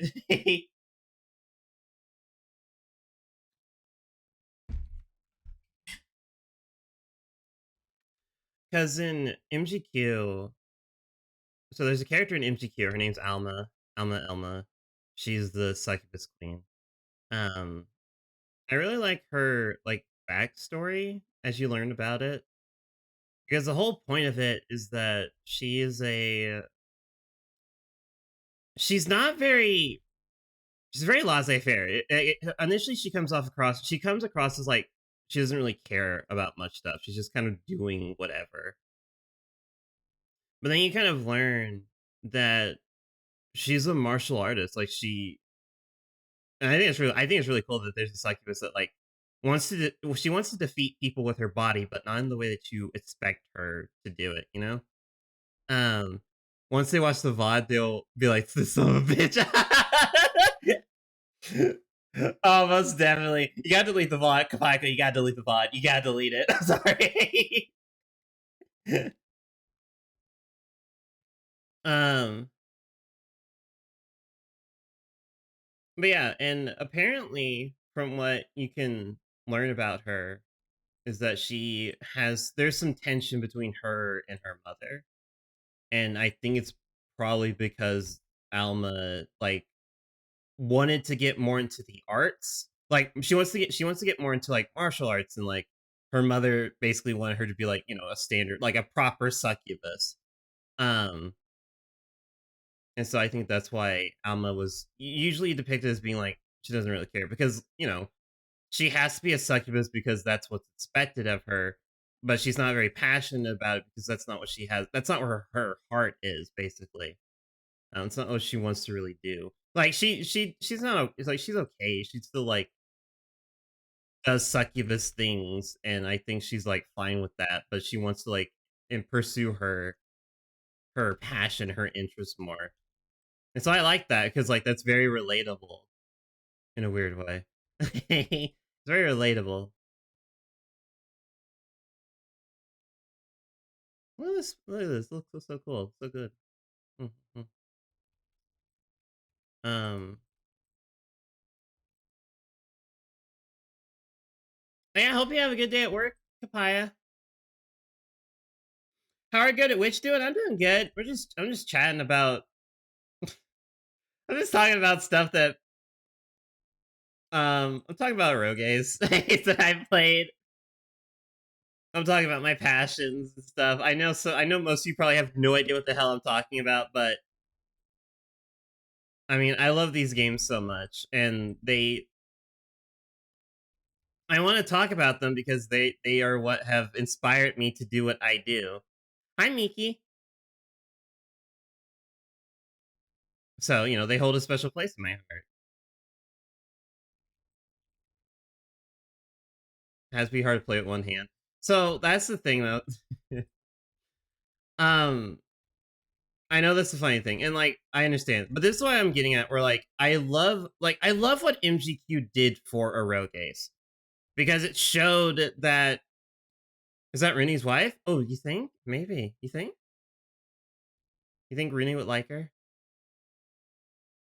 because it showed that like just because it's an Eroge, just because it's a porn game, you can still make it like enjoyable. You can still make it a fun, enjoyable experience. Because MGQ is that way. Like you come for the tits, but you stay for the story and the characters because it genuinely is really good. Like you'll end up loving a lot of the characters, and the story is just it's very good. It's a very solid story. Obviously, it's not perfect, but it's like it's good. I really like it. It's also genuinely funny. There are some parts in MGQ that are so funny. There are a few darker rogues that have surprisingly good writing behind it. Yeah, exactly. Yeah, like some that's what I love. And those are kinds of rogues I love. I love a rogues where you can tell that the devs are like, let's make sure we make a good game first and then put the porn in later. Yeah, exactly. Yeah, same thing. Yeah, same thing. Like just because it's porn doesn't mean you can't put like effort behind it, you know?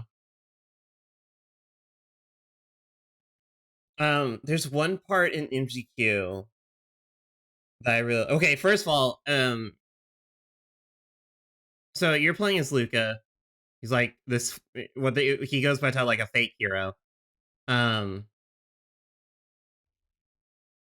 who wasn't able to get baptized by the goddess of creation Ilias. So he's like going on a quest to defeat the monster lord. You know, simple basic stuff. The twist is of course that the monster lord is with him the whole time. He like finds her in a forest. And at first he doesn't know she's the monster lord. Luca's and I've talked about this before. Luca is very dumb. He's a very he has a heart of gold, but he's a very dumb boy. Very dumb. Hi, Sorrow. Because you get to the first like major city, it's being under attack by one of the heavenly knights, which are like the elites of the monster lord, basically. um I'm having a great day, Zora. I hope you had a good day too. Hi, Sylvia. And like the only like Luca obviously can't defeat Granbaria, one of the heavenly knights, because you know he's like it's like choking baby versus atomic bomb. Okay, like it's just we know who's gonna win here, and the only thing that prevents Granbaria from just flat out killing Luca is like Alice shows up and she's like okay, stop it, you're good, you just go away. And Luca doesn't put two and two together. Like, huh, man, isn't it weird that like she listened to you? It's like, bro, the Heavenly Knights are gonna listen to only one person, and that's their boss, who's the Monster Lord. So if she listened to Alice, what does that make Alice? He's so stupid. Um, but yeah, so there's one part where you're like the in a grand library, in like a church area. Um, and Alice doesn't help Luca in combat until like part 3, but she doesn't help him because she wants to see what he's got, basically. So like while Luca is in the library fighting um some possessed books, um he gets to the last one and it's like way too powerful for him to beat. Once again, like, it's gonna kick his ass. But and then the library gets set on fire. Everything starts burning. And the reason why it starts burning is because Alice was trying to make a baked potato, but she kind of fucked up, and so the fire that she was using to make the baked potato ended up engulfing the library in flames. Um, and so like a guard comes down to the library. He's like, "Oh no!" He talks to Luca. He's like, "Oh no, what happened?" And Luca's like, "Oh, that's weird. Everything's on fire." And one of the things you can say to the guard as a response to like what happened, you'd be like, "Oh, the Monster Lord attacked," which isn't untrue. Technically, the Monster Lord did cause the fire, not intentionally. It was accidental, but it's still pretty fun. Everything gets set on fire. But yeah, no, I love that part. I also love how another funny thing I love about the game. So for the art, it was Shift R because Alt R did not open. Yeah, Shift R.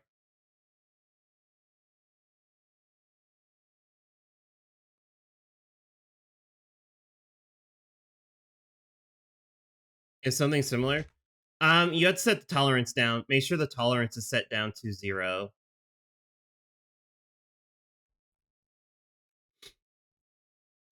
If tolerance is not set to 0, then it will grab things that are similar to the color you're trying to change.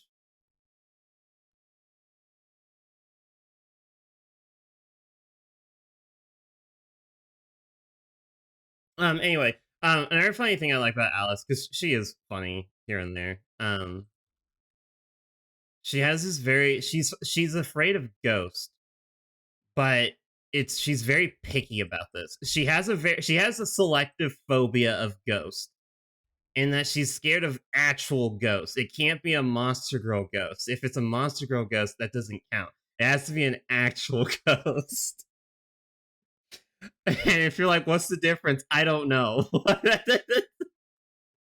There technically is no difference between the two. But that's her logic behind it.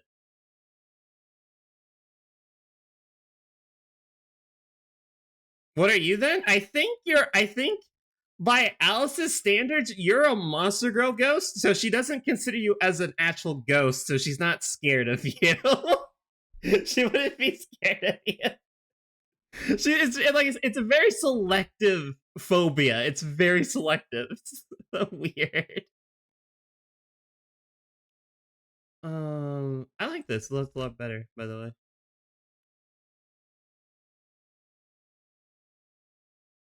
way. You're fine. Yeah. I like that. Oh, let me go back and change their colors. Hold on. Green. You're red because you're aggressive. Blue. Magic. Yeah. I love how this one came out. I love how this one came out. This redraw. This was cool.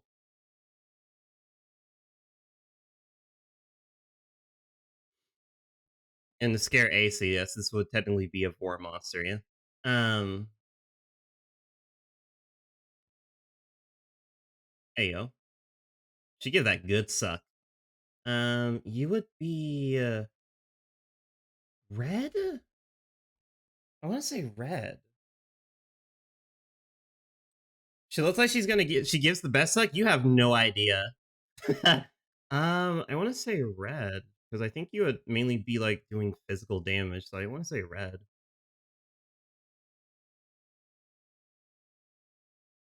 Yeah, I'll say red. Aggressive. Clam. I love the redesign I did for the clam monster. It looks so much better than the old version. The old version looks so bad. You're tanky, so you're green. Slug is tanky. You're also green. You're fine, cyan. Red. Mr. Krabs. Mr. Krabs may have a raise. Oh god, that reminds me. So I'm gonna be talking about like MGQ because I love MGQ. Um, there's a crab girl that shows up. You have to fight her twice in the game. The first time you fight her, she develops a grudge against Luca the first time he beats her.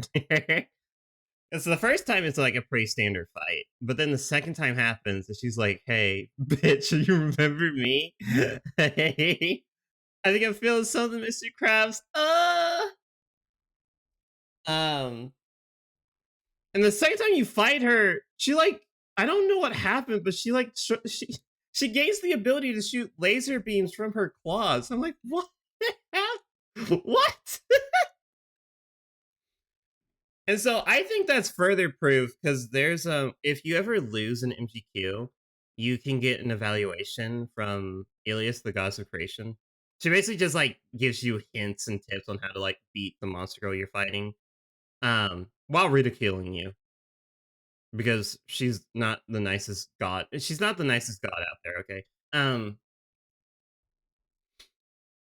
but yeah, like there's a theory that Luca basically loses every single fight he gets into. Like the first time he fights any monster girl, he loses that fight the first time. Ilias reincarnates him, she evaluates him, she reincarnates him, she says, do it again, do it better. Because that crab, the first thing she does in the fight, she throws that laser and it paralyzes you. And that paralysis does not go away. So I'm like, there's no way in hell that if you don't know that's coming, that's you're just gonna get hit by that and you're gonna die. I'll die. So yeah, I think that holds more truth there that Luca does actually just lose every single fight because some of the monster girls are just bullshit like that. Bubble.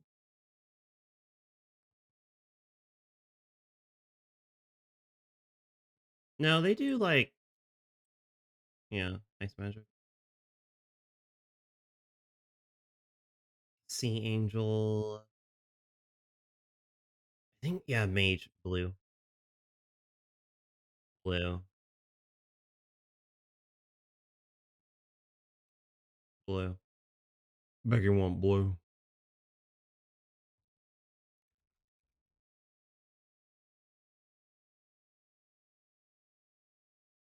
Mm. Becky a hoe. The bat. Bat is gonna be purple because you. I think. Okay, so be fair. In this form, she just hits you like astro damage, but in this form, she mainly just hits Aster with her ass. So you're gonna be dark purple because you just start once you're in this state, she just starts fucking s- slamming Aster with her ass relentlessly. I'm gonna redo this portion, but it wants to suck. It's me, Dracula. I'm going to suck your dick. I mean blood.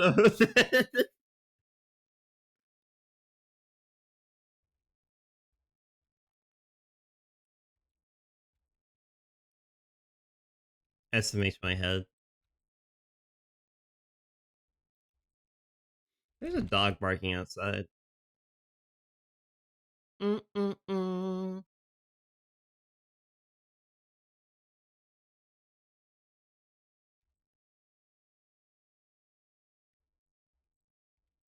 But yeah, no. Alias is not very nice. I mean, okay, once again, spoiler alert. Game's been out for a long ass time. Spoiler alert. Sorry, not sorry. Um, it's like said Ilias is a bitch, right? Because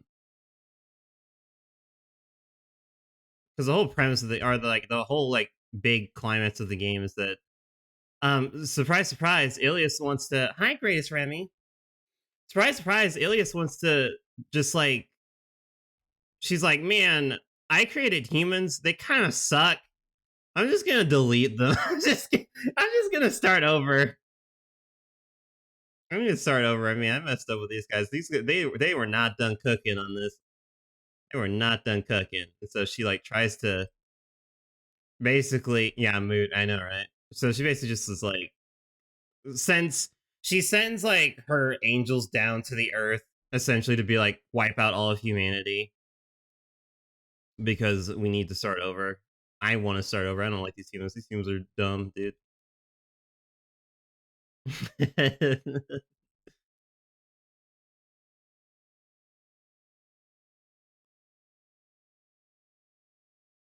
And I keep forgetting that technically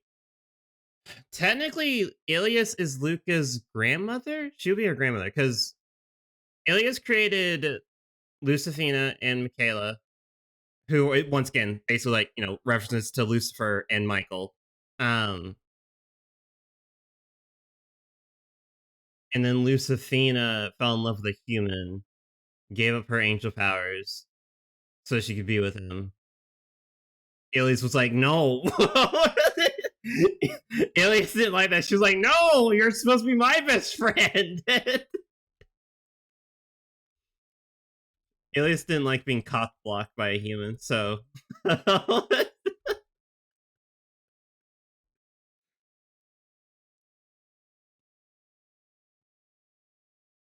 she was like, I'm gonna send this plague down. Because she thought Ilias thought like if I send this plague onto this village that Lucifina's in, then like she'll like turn back into an angel because she doesn't want to die. Guess what? Wrong, Ilias. No, she didn't want to leave her loving family that she had, so she decided to just let the plague take her. And Ilias was like, shit. No, she was like, that was probably like I don't know. Ilias is very complex. Like she is evil. She is like pure evil. Don't get me wrong. She does have some redeeming qualities about her, but she is pretty evil. Um, Ilias has that I can fix her energy. She You're not the only one. I bet there are a lot of people. Like once again, my friend has stated that like he's like Ilias is a bitch, but she has nice tits, and I was like, yeah, that's fair, fair enough. She does have nice tits. Um, she is also rude. Not very nice. She's not. I mean, but she is like it's. She acts the way that you would expect a god to act. She has all this power. No one can really stand against her. Like like of course she's gonna be an absolute grade A bitch.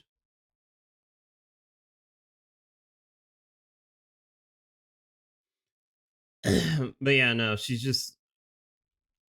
Oh, and like and sorry, I lost train of thought. Lucifina had a family, and her son was Luca. So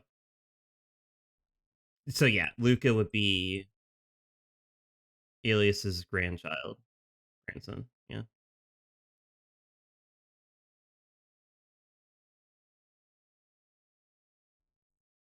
and to let you know how much. In case y'all aren't, or some of you are probably not aware, but Ilias does. Yeah, because I think like what they're trying to get at with Ilias is that she's lonely.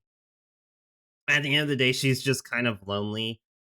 Being the way that she is, being like this divine, powerful god. She can't. It's really hard for her to like have others that are like her and have friends. That's why like when she made angels, they all relatively look like her and stuff like that because she kind of just wants friends.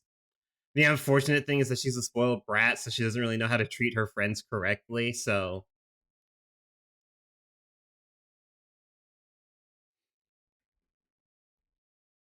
it's a lot better. mm, mm, mhm, mm. Banoi.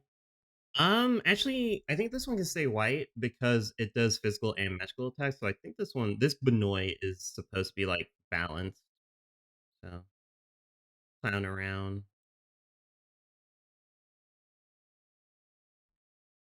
Change your balloons too.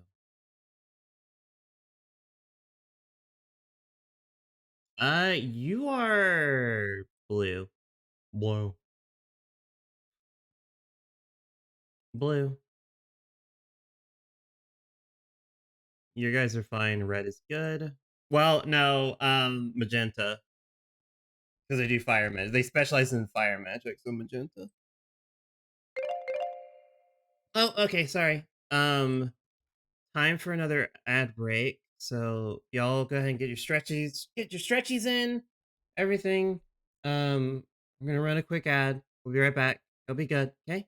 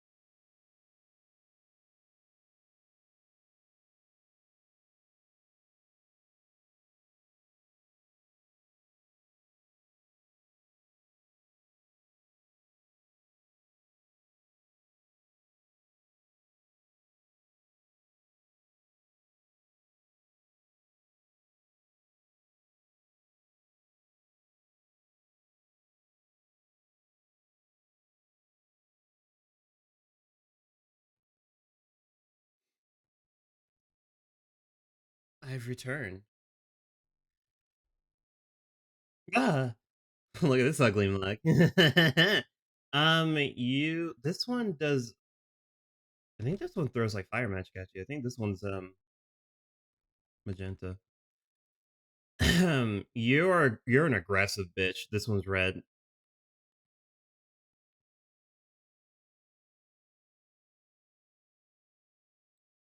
I'm actually gonna change how the bloom buffer. Actually, I kind of want to redo your art a little bit. Um,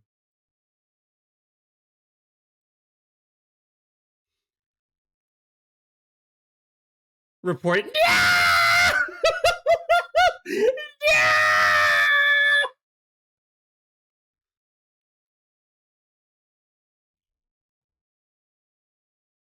Hi there, Toasty. Thank you for the alert.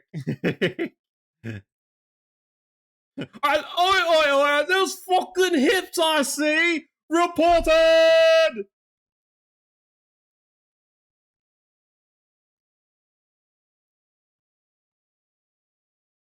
This harlot is exposing her hips?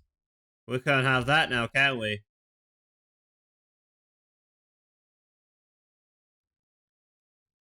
That's against the rules. No, no, no.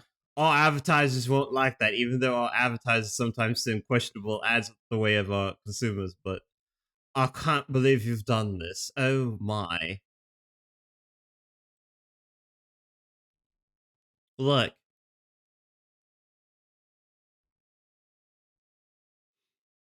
look, okay. And also, man, I've been on I've noticed that Picardo has been really pushing. Like they're being very Picardo's being very smart about it to where they're just like,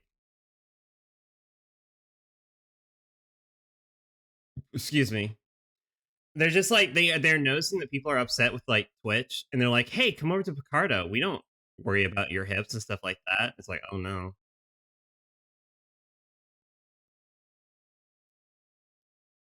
Um, or oh yay, So it's like good on them, and I might go back and do some Picardo streams in the future. I don't know. We'll see.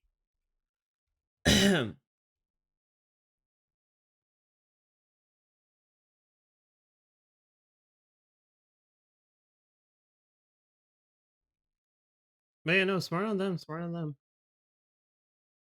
I mean, they followed me on Twitter. I was like, oh dear. They follow me on Twitter and stuff. I was like, oh.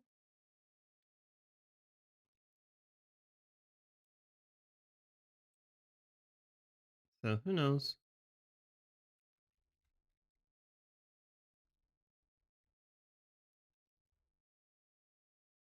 Oh, Fiddle Flam. Finish it, Flavisham.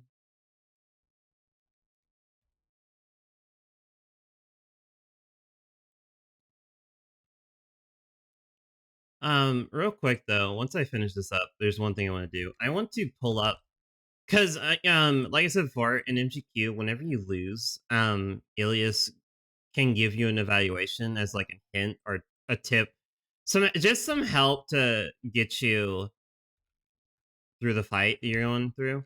Um, but of course, she's not very nice about it. She ridicules you and stuff. So I want to read some of those off because if you've played Dreams, you are very aware that when you lose your run and you go back to the witch, she's not very nice to Aster. She's not very encouraging. It's not the most encouragement from her. Um, and that is obviously just me paying a tribute. I'm right at the new Backrooms game. There's a clown that beats you to death with a balloon. That's mental. But yeah, the reason like that's me just kind of trying to like pay homage to MCQ. That's where my inspiration came from it. Because now Oblivion or the Witch is nowhere near as evil as Elias is, but like she's still obviously not a good person. Surprise, surprise, the Witch is not a good person. In case anyone was not aware.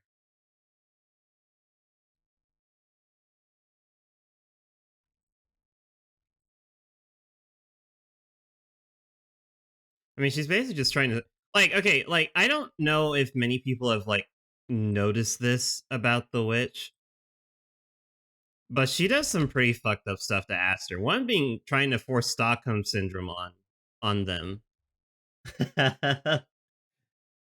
Well, see, I don't think everyone that I've watched play through Dreams, I don't think I've really seen too many people really acknowledge just how like evil the witch is. I've noticed just how evil she is. Because yeah, she is basically just trying to enforce like Stockholm syndrome on Aster.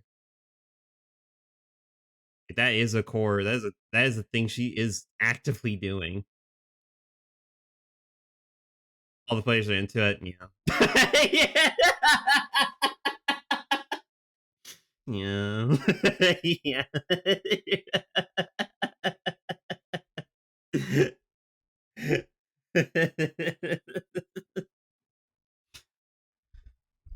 They don't care how evil she is. She's hot. That's all that matters.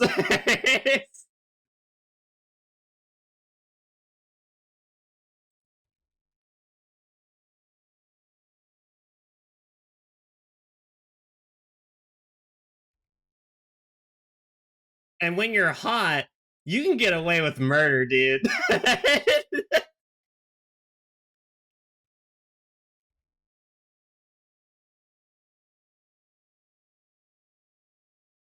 um,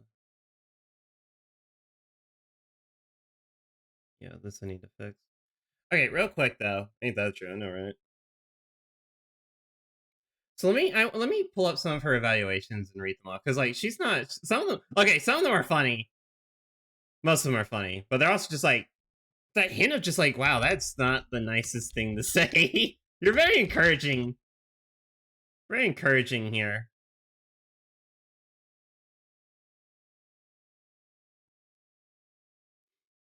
Um,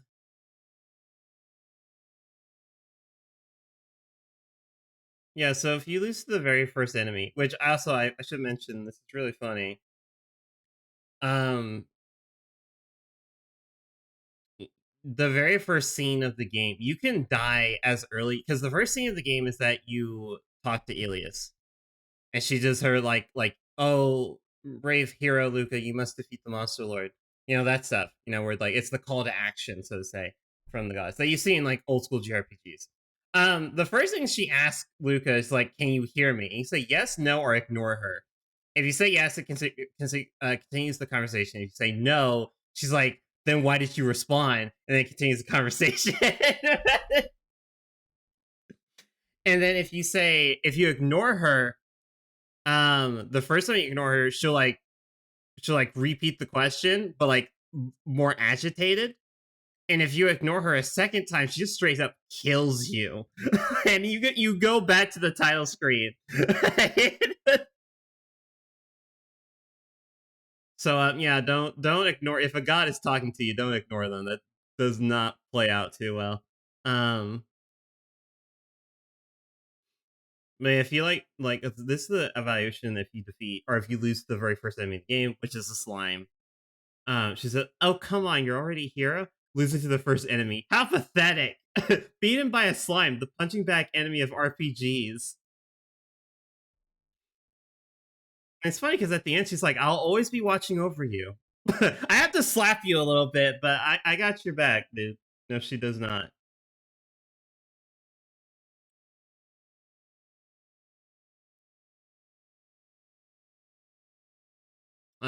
Let's see if I can get what's another good one. Uh, let me find the one when you lose to like the imp. That one's very funny. No, it's chapter 2.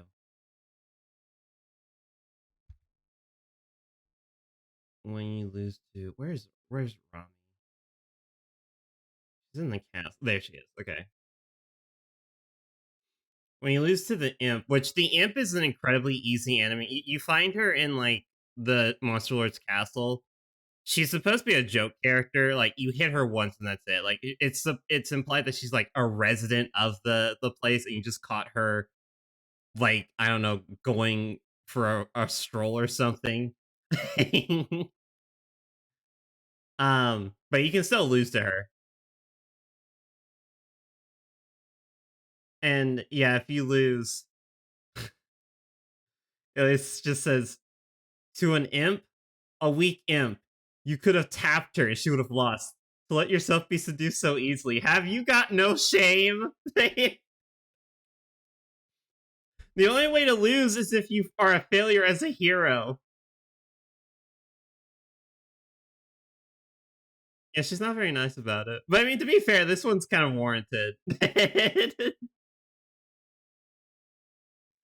And if you fight her a second time, I like this one. It's just like, you gave in to such a low level monster. You're doing this on purpose, aren't you? You're doing this on purpose? You're doing this on purpose. Swing your sword. That's it.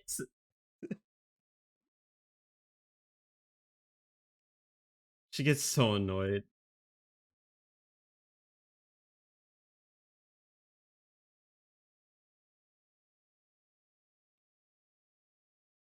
What's up, Ace?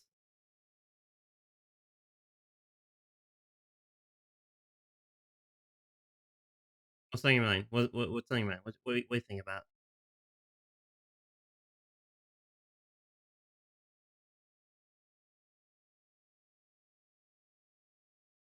That's a reaction.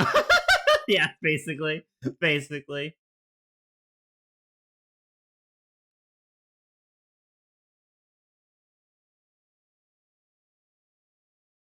Yeah, made into the prey of Yukiona. That's just cold. But the thought of me depending on a hero like you is even more chilling. She's so fucking mean, dude.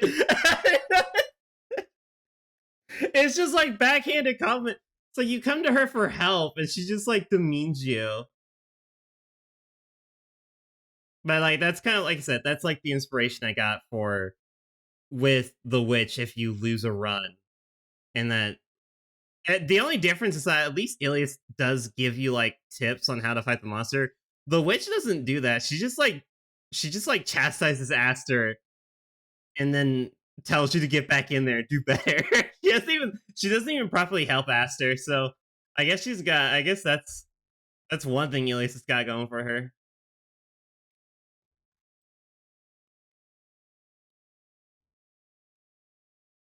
Actually helps. I want to redo you. Do I want to just redo the whole drawing? Maybe. Nope. I think I do.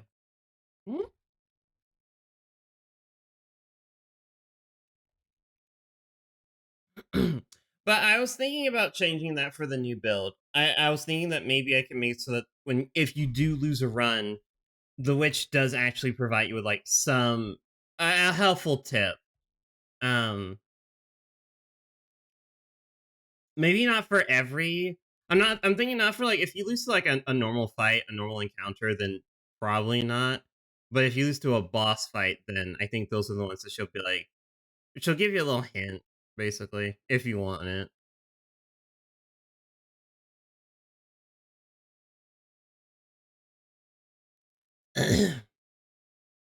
Okay,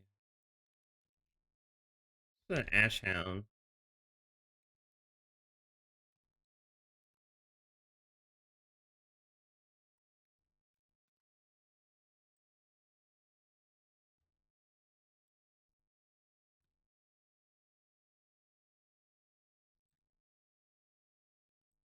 It's also oh my god. It's also cool because next month, I think the 1st of November, um part 3 of Monster Quest Paradox comes out. Now, of course, we have to wait a little bit longer. I have to wait like a little bit longer before I can play it because like, I have to wait for the English translation once the game's out. Have to wait for the translators to get their hands on it and then translate it for English speakers. But I think it's really cool. I think it's awesome. Once again, I'm very happy for TTR, Total Resistance, who is the dev for MGQ. I'm very happy for them that they've come so far, and that MGQ popped off the way that it did for them. Um, I'm super excited for the third part, for all of for Paradox to just be finished, and I also wonder like I do wonder like what they're gonna do next because MGQ is kind of like their bread and butter. It's like what they've been doing. Um, so with Paradox being finished, I wonder what they're if they're going to be doing anything else. Like what would they be doing in the future? Like, will it be something still related to MGQ, or will it be like something new? You know, I wonder. Regardless, I'll be here for it because I love their stuff. I love Tora Resistance. They're a great dev group. I think it's a small group. I know they're an indie group. I know most eroges are done by indie teams. If not all, are done by indie teams. Some obviously it's just like one person, and then other ones it's like a small group. So I don't know if TTR. I don't know if Total Resistance is like other people. I know they have like their artists and stuff like that, but I don't know if it's just like one person or. I'll tell you what I think it is cool though. I think it's really cool that in Paradox some of the artwork, some of the Monster Girls artwork is done by Kuko Shinja. Um, who, if you don't know who that is, that's the artist, that's the creator of Dragon Maid. Um, which I also think is really funny that people that watch Dragon Maid or know about Dragon Maid, you can tell the people that like are OG fans of Kuko Shinja and who isn't, because Dragon Maid is like their only work that is not porn. and um because everything else Kuko Shinja does is porn, basically. Dragon Maid was just like a thing that they did and it popped off and they're like, oh, okay. But all their other stuff they do is just very lewd. But I think that's also cool. I think it shows talent. I think it shows I think it shows like range, really. Like how you can have like a voice actor who can voice multiple different roles and characters and they sound genuinely different in each one. And that's called range and that's really good. So I kind of view it that way too, where it's like I think it's really cool that Shinja has what am I doing here? Um has range like that. But I know that's not the only person. I know a lot of other developers and artists and stuff like that. Like they start off doing 18 plus content and then eventually they get a break and they kind of find a lot of success through something that's more mainstream.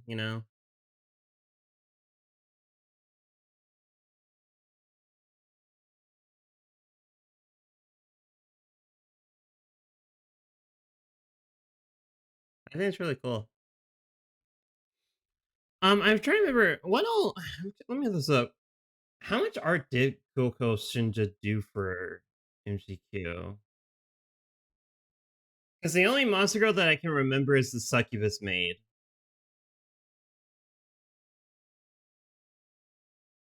I'm not sure. I'm pretty sure that they did more than just that. I'm trying to remember.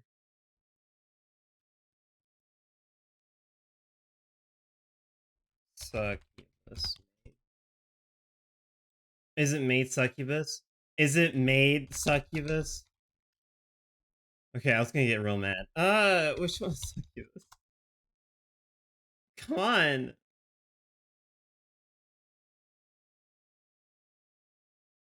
Yeah, it's not that Succubus. Succubi. What is her name? Was it not made Succubus? Oh, sorry. Sorry, it's made Cubus. My apologies. Oh, I'm sorry.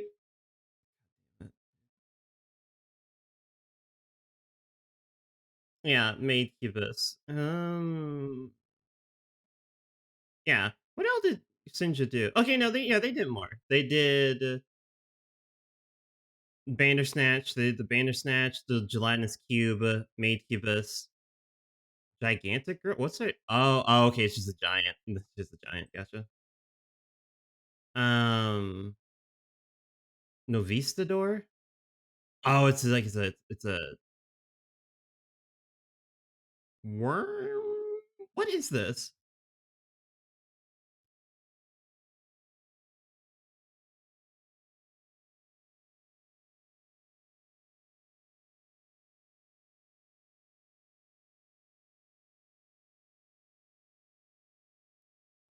What are you?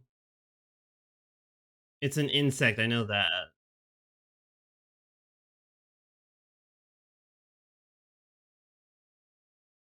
It doesn't say.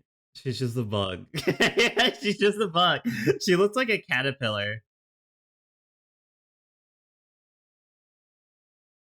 And then, oh yeah, and Paizuridol. Yeah, because that's right. Koko Shinja, like a lot of the work they do, a lot of the porn that they did mainly involved Paizuri or boob job. Um, so that makes a lot of sense. It's like that's their mo. And if you've seen Dragon Maid, then it all comes together. If you did not know that about Koko Shinja, it all comes together. Lukoa and Lulu and stuff like that. You're just like, oh, it all makes sense now.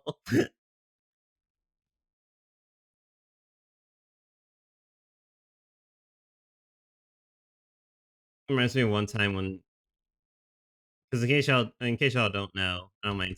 I don't mind. Like, once again, I don't mind talking about my fetish and stuff, but um I do have a kink when it comes to like incest. Obviously, once again, in fiction, not real life. Obviously, that's gross. Um, I have to make that clear because some people are stupid. Um, so I had a friend that when I told her that, because y'all know I say motherfuck me, right? Like that is a thing I say often, and she's heard me say it quite often. And so I said it one time, and as soon as I told her about that, we're having a talk. She like looked at me. She's like, "Wait, it all makes sense now. It all makes sense why you say that." Which the funny thing is, like, I say "motherfuck me" because, like, initially it was because y'all like if I say "fuck me," then like you guys are just like, "I'm on my way." So I said "motherfuck me" to make it more specific. But I know how it looks.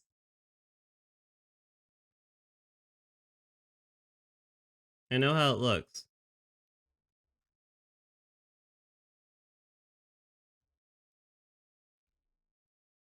But don't worry, it's all for the funnies. It's all for the chilies. Why have so much trouble with this pose, dude?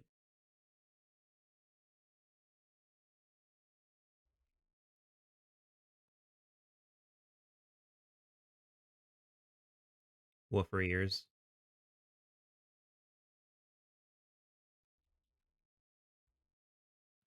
What kind of dog ears do y'all prefer? Do you prefer like floppy dog ears or pointy dog ears?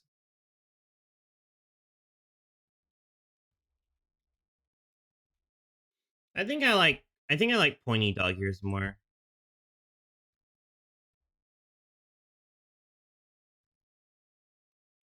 That might be because I like kitsunes more, or foxes more.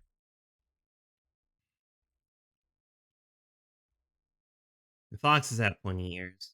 I personally don't have a preference. Cool, great. I'm glad you can contribute to the conversation. Just kidding.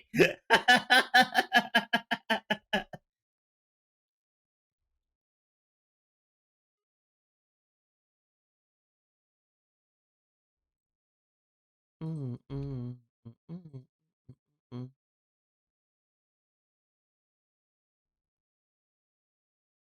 So mean. You're just now figuring this out?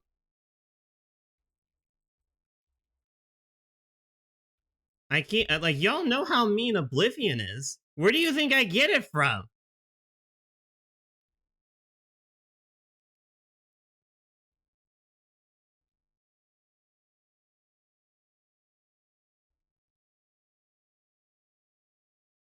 And for what I've learned, some of y'all are into it, so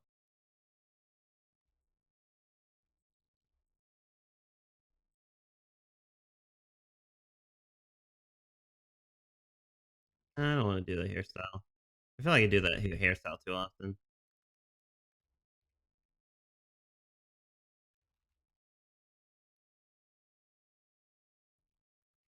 AC, you let me know if I ever actually hurt your feelings, though, so I can make fun of you more for it. Just kidding. And that goes for everyone. If I ever go too far, if I ever actually hurt someone's feelings, let me know.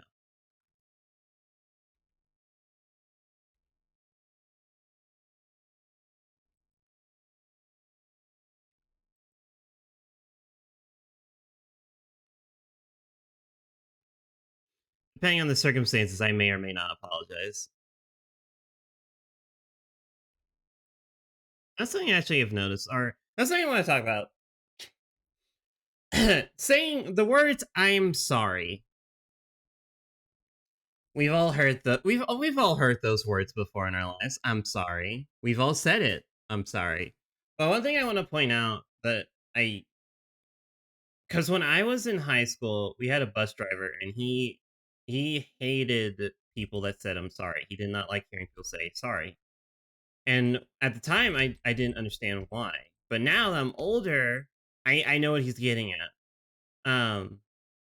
Because sorry doesn't mean shit. Basically. Because if you really want to show someone that you're sorry, then you'll do better.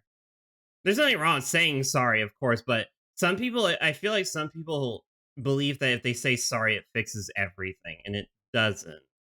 Sorry does not fix everything. It's good to say you're sorry, but you need to actually mean it. And the best way to show that you mean that you truly mean that you're sorry is by, learning from your mistakes and doing better. And a lot of people forget that, and so they just believe that if they keep getting away with shit just by saying sorry over and over and over and over and that's gonna fix everything. It doesn't. So I'm kind of the same way now, where I'm like, I don't really care if someone says like, "Oh, I'm sorry." It's like I don't care. I do not care. If you actually want to show me you're sorry, then just do better. Just do better.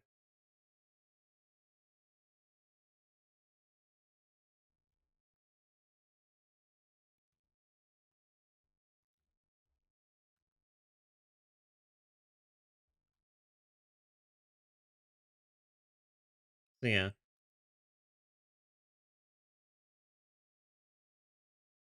If you ever say sorry to me and I come off as like cold or like I didn't really take it in.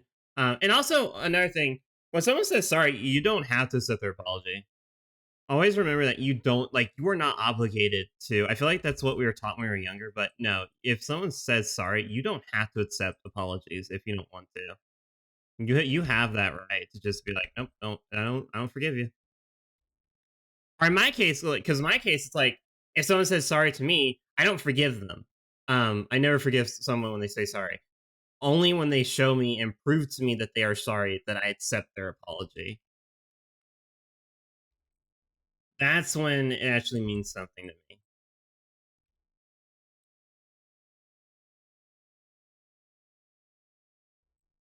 Always take the chance, never when it can. That's a weird line in the song. Takes a chance always when he can, but never when he can't. It's like, well, yes, that's how taking a chance fucking works, dude. What do you mean?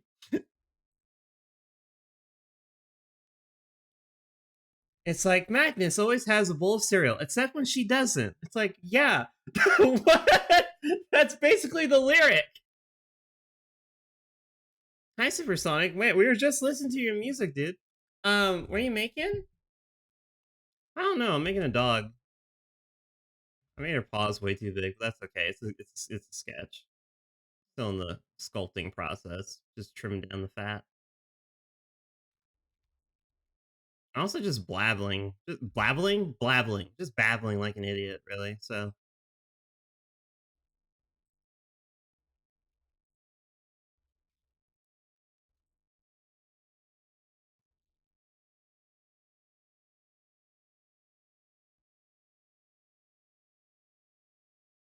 hmm. I've also want to try something a little. Let me try something with her booba because I've been wanting to do a little bit something different. Because I see, I draw a lot of my when I draw breasts, I tend to draw them as if they're like dangling or they're hanging down. But I want to try and do more where it's like they're kind of propped up. Does that make sense?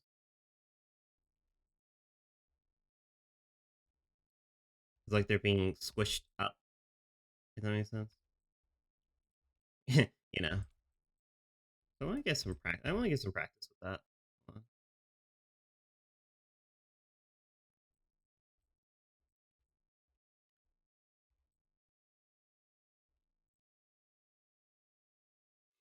I had this old I've been thinking about some of my older OCs that I had. and how I kind of want to like find a way to bring them back because I miss them. Because one I had was her name was her name was Faust. She was like Dr. Faust. She was like a succubus. She was like a science succubus. She was like really smart. Once again, didn't act the way that you would think a succubus would. Um, that is incorrect. Actually, no, no, no. That's fine. That's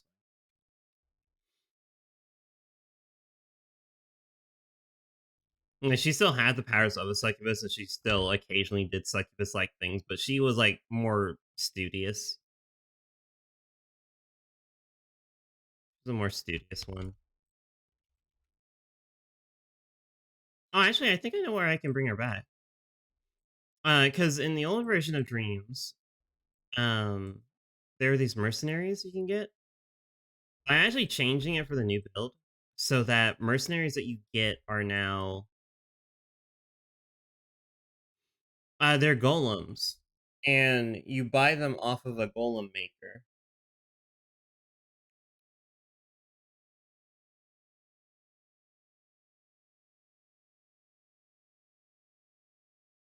And so that golem maker could be Faust. But I really want to bring her back.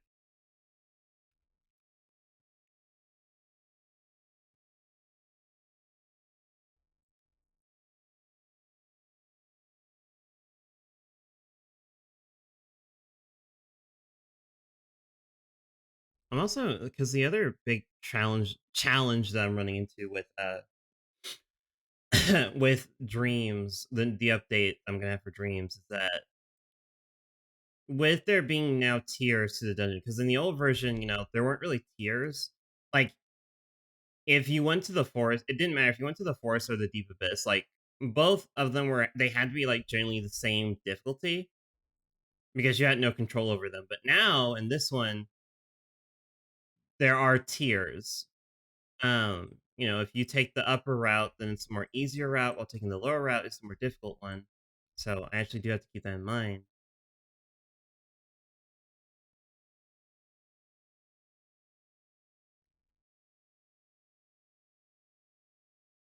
Oh, there we go.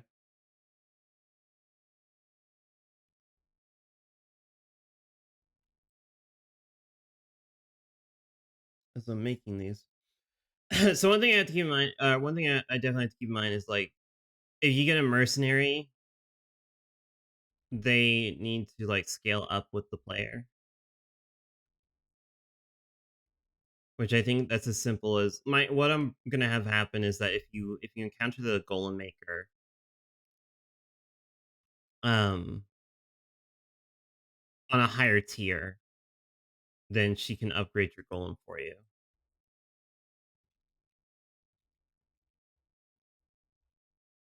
for a price, of course.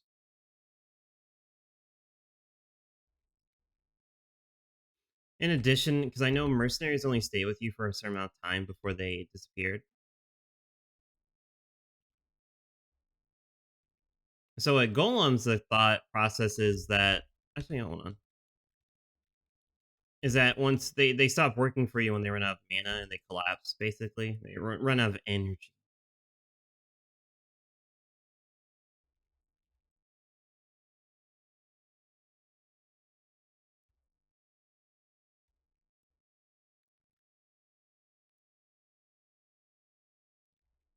No more energy.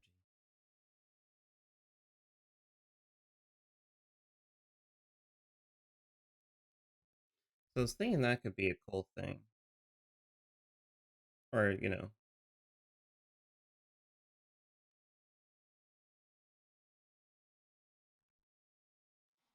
and in addition, instead of there just being, two mercenaries, there are now three golems, one for each category. So there's a physically strong golem, a magically strong golem, and then a just like defensive golem you can purchase. Whichever you need, whatever you need for the occasion. You only have one at a time, I know that.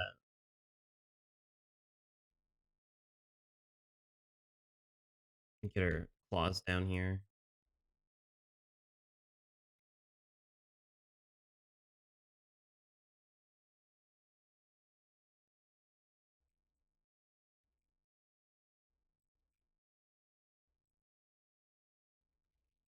The claws for the scraping. For the clawing you. Oh my god, she's gonna use her paws.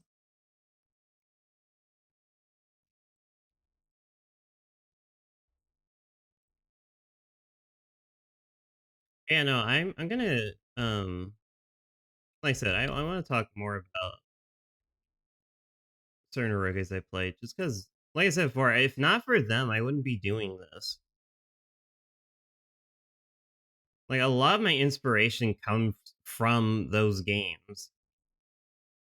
Most of you might not notice it, but a lot of my inspiration comes from those games.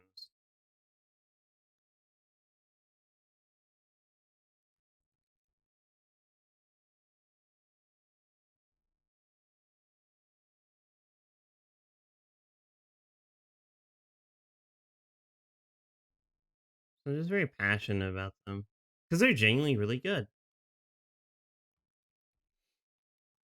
And like that's the standard I want to have when I actually get around to making my first eroge. Like that's the level of quality I want out of them. Like obviously they're not gonna be perfect. It's not gonna be perfect. It's not gonna be like the best thing out there. It's not gonna be like world changing, like Undertale levels of like wow, But I just want to make sure it's fun.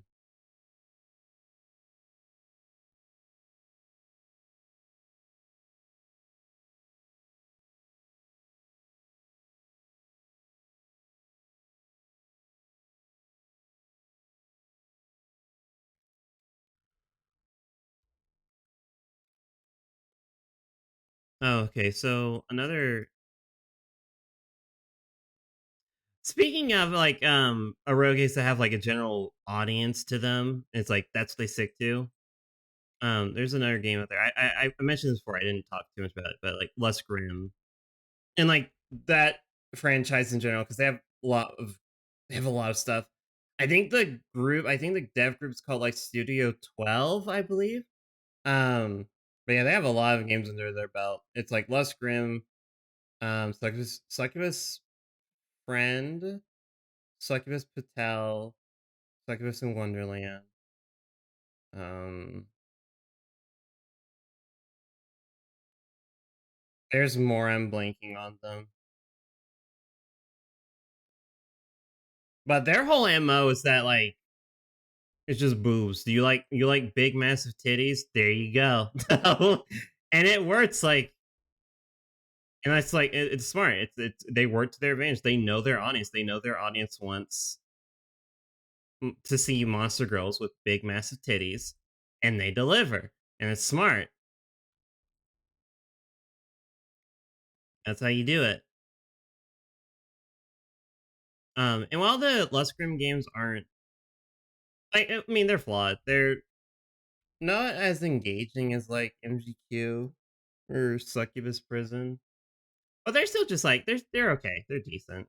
I guess my biggest issue with them is like the battle system because like I don't know. Like one thing that you have to be very careful about with and I had to be careful about this with Dreams because Dreams is like 1v1 combat, right? Um and Less Grim mainly uses 1v1 combat. You have to be very careful with that because if you don't do it just right, it can make the game very or the combat very bland and boring. Um because in Less Grim, it runs to this issue where like the enemies don't feel different from each other. It's like you're fighting the same thing over and over and over again. It's just the same enemy with a different coat of tits. it's um so combat's just not that fun. It's just like it's mindless. And I think I've kind of helped make that not be a problem in Dreams because I know a lot of Dreams is 1v1 combat, but I try and add some more um flavor to it. I try and add more flavor to it, some more interesting aspects to the enemies and stuff. Every enemy has like its own unique thing to it, gimmick wise, as to like when you're fighting them.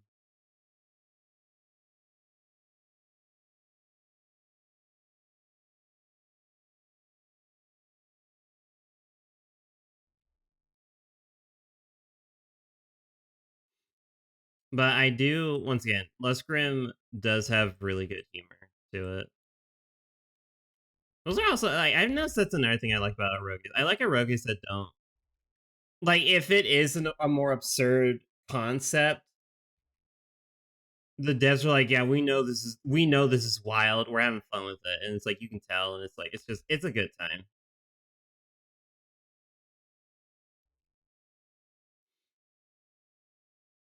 Because there's this running gag in the games that like all the enemies are succubi, regardless of what they look like. It's always a succubus. So there's like a harpy enemy you can fight, but if you look at its entry in like the encyclopedia, it'll be like it'll be like a succubus shaped harpy.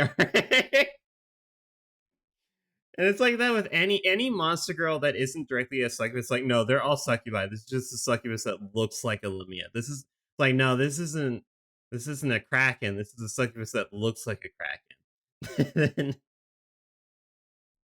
No, this isn't. Except for the dark elf, there's like there are dark elves in the game. Those ones are just dark elves. It's like they throw a curveball at you. It's like, no, this is just the dark elf. It's like what? No, Patrick, those are just the stairs. These are the stairs of learning.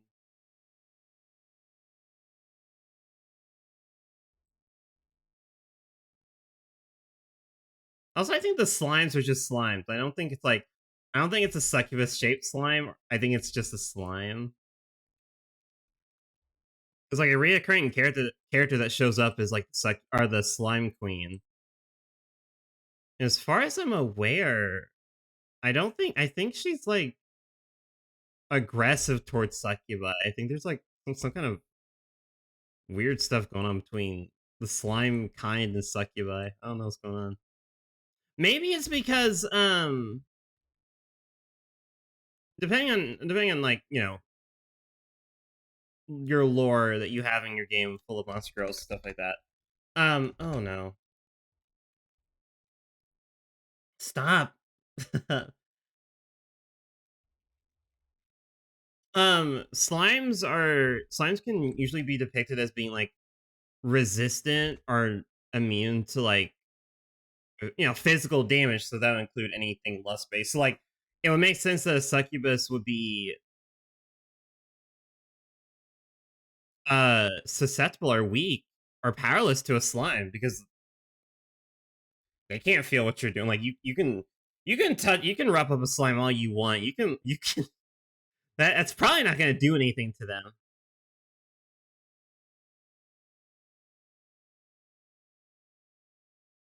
So gelatinous blob.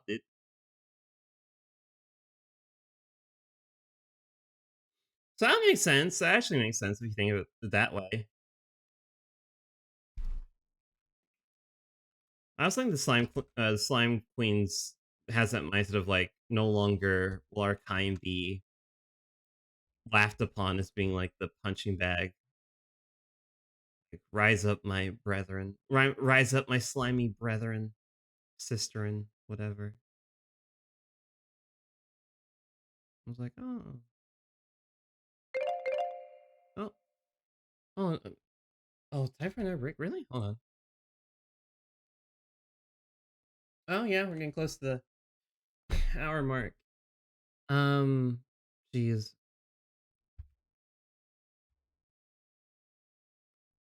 Well, we don't have much time left, but I'm pretty much. Oh, your tail. Yeah.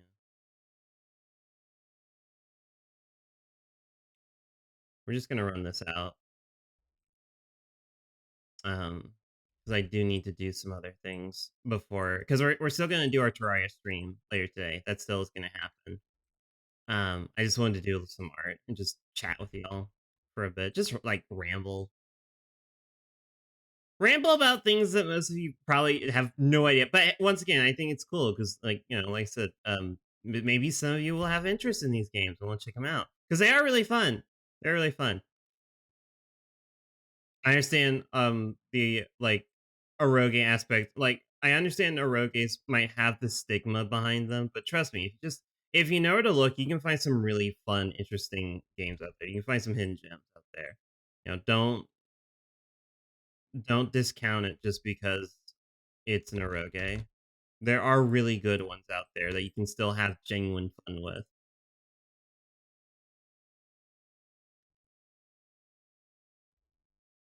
Woof woof, bow wow. Yeah, put some fluffiness out here.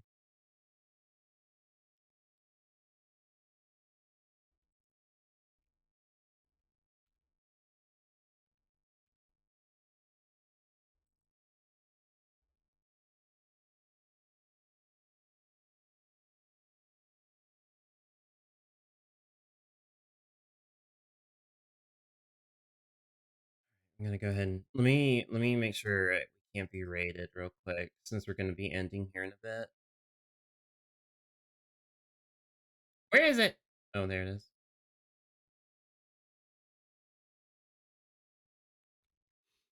All right, that taken care of. Yeah, there you go. Okay, that looks so much better than the old version. Yeah, it looks way better. Yeah, right here. Nope, too late. Already turned the thing on.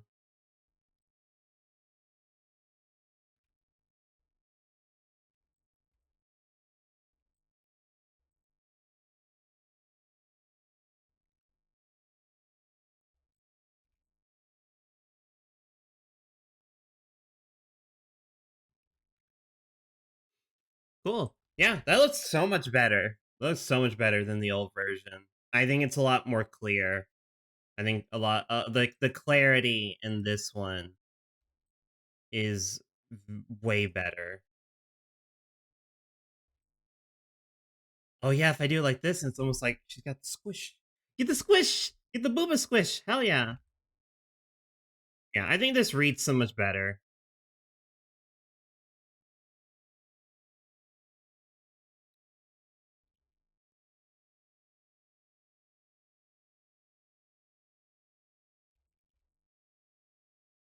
Which is good.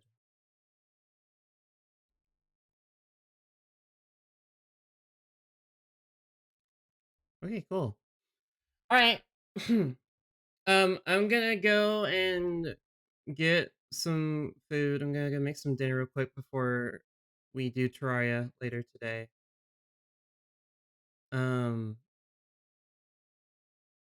that's still happening. But thank you all so much for hanging out. I really appreciate it. Just a random, like I said, just a random art stream I just wanted to do and just chat with y'all. Um, Also, I mean, I also kind of use this as like practice because I'm trying to get better at like, I'm just trying to get better at like just talking more about my passions, the things that I enjoy. You know, even if it feels like no one really, I don't want to say cares. Even if it feels like no one really can relate to my passions or like knows what I'm talking about, I still want to just like talk about them because how else are you supposed to know? How else are y'all supposed to know what I'm passionate about if I don't talk about it? Um,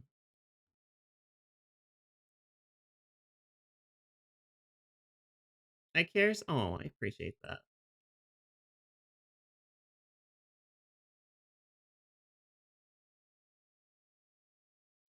Anyway, let's go ahead and get someone a raid here. Hi, Jane. Bye, Jane.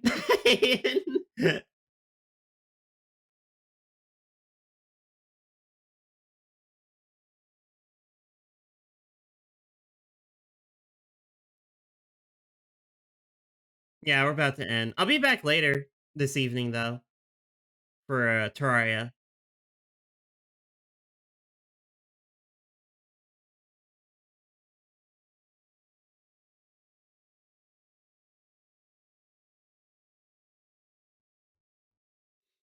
Here, I'm saying over to Ready.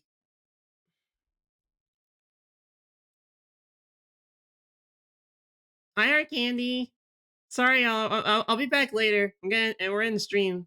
Um, I hope y'all are doing well. Thank you so much for hanging out and everything. Oh, thick raid. Okay, thick which raid? I typed that out wrong. Okay, there you go. But yeah, I'll be back later. I'll be back in like what? 3, 4, 5, 6, 4. I'll be back in like 4 hours. We're gonna get some food. Um, we'll be back. We'll be back in 4 hours with Terraria crowd control. But thank you all so much for hanging out. I'll see you next time. Okay, be good. Mwah.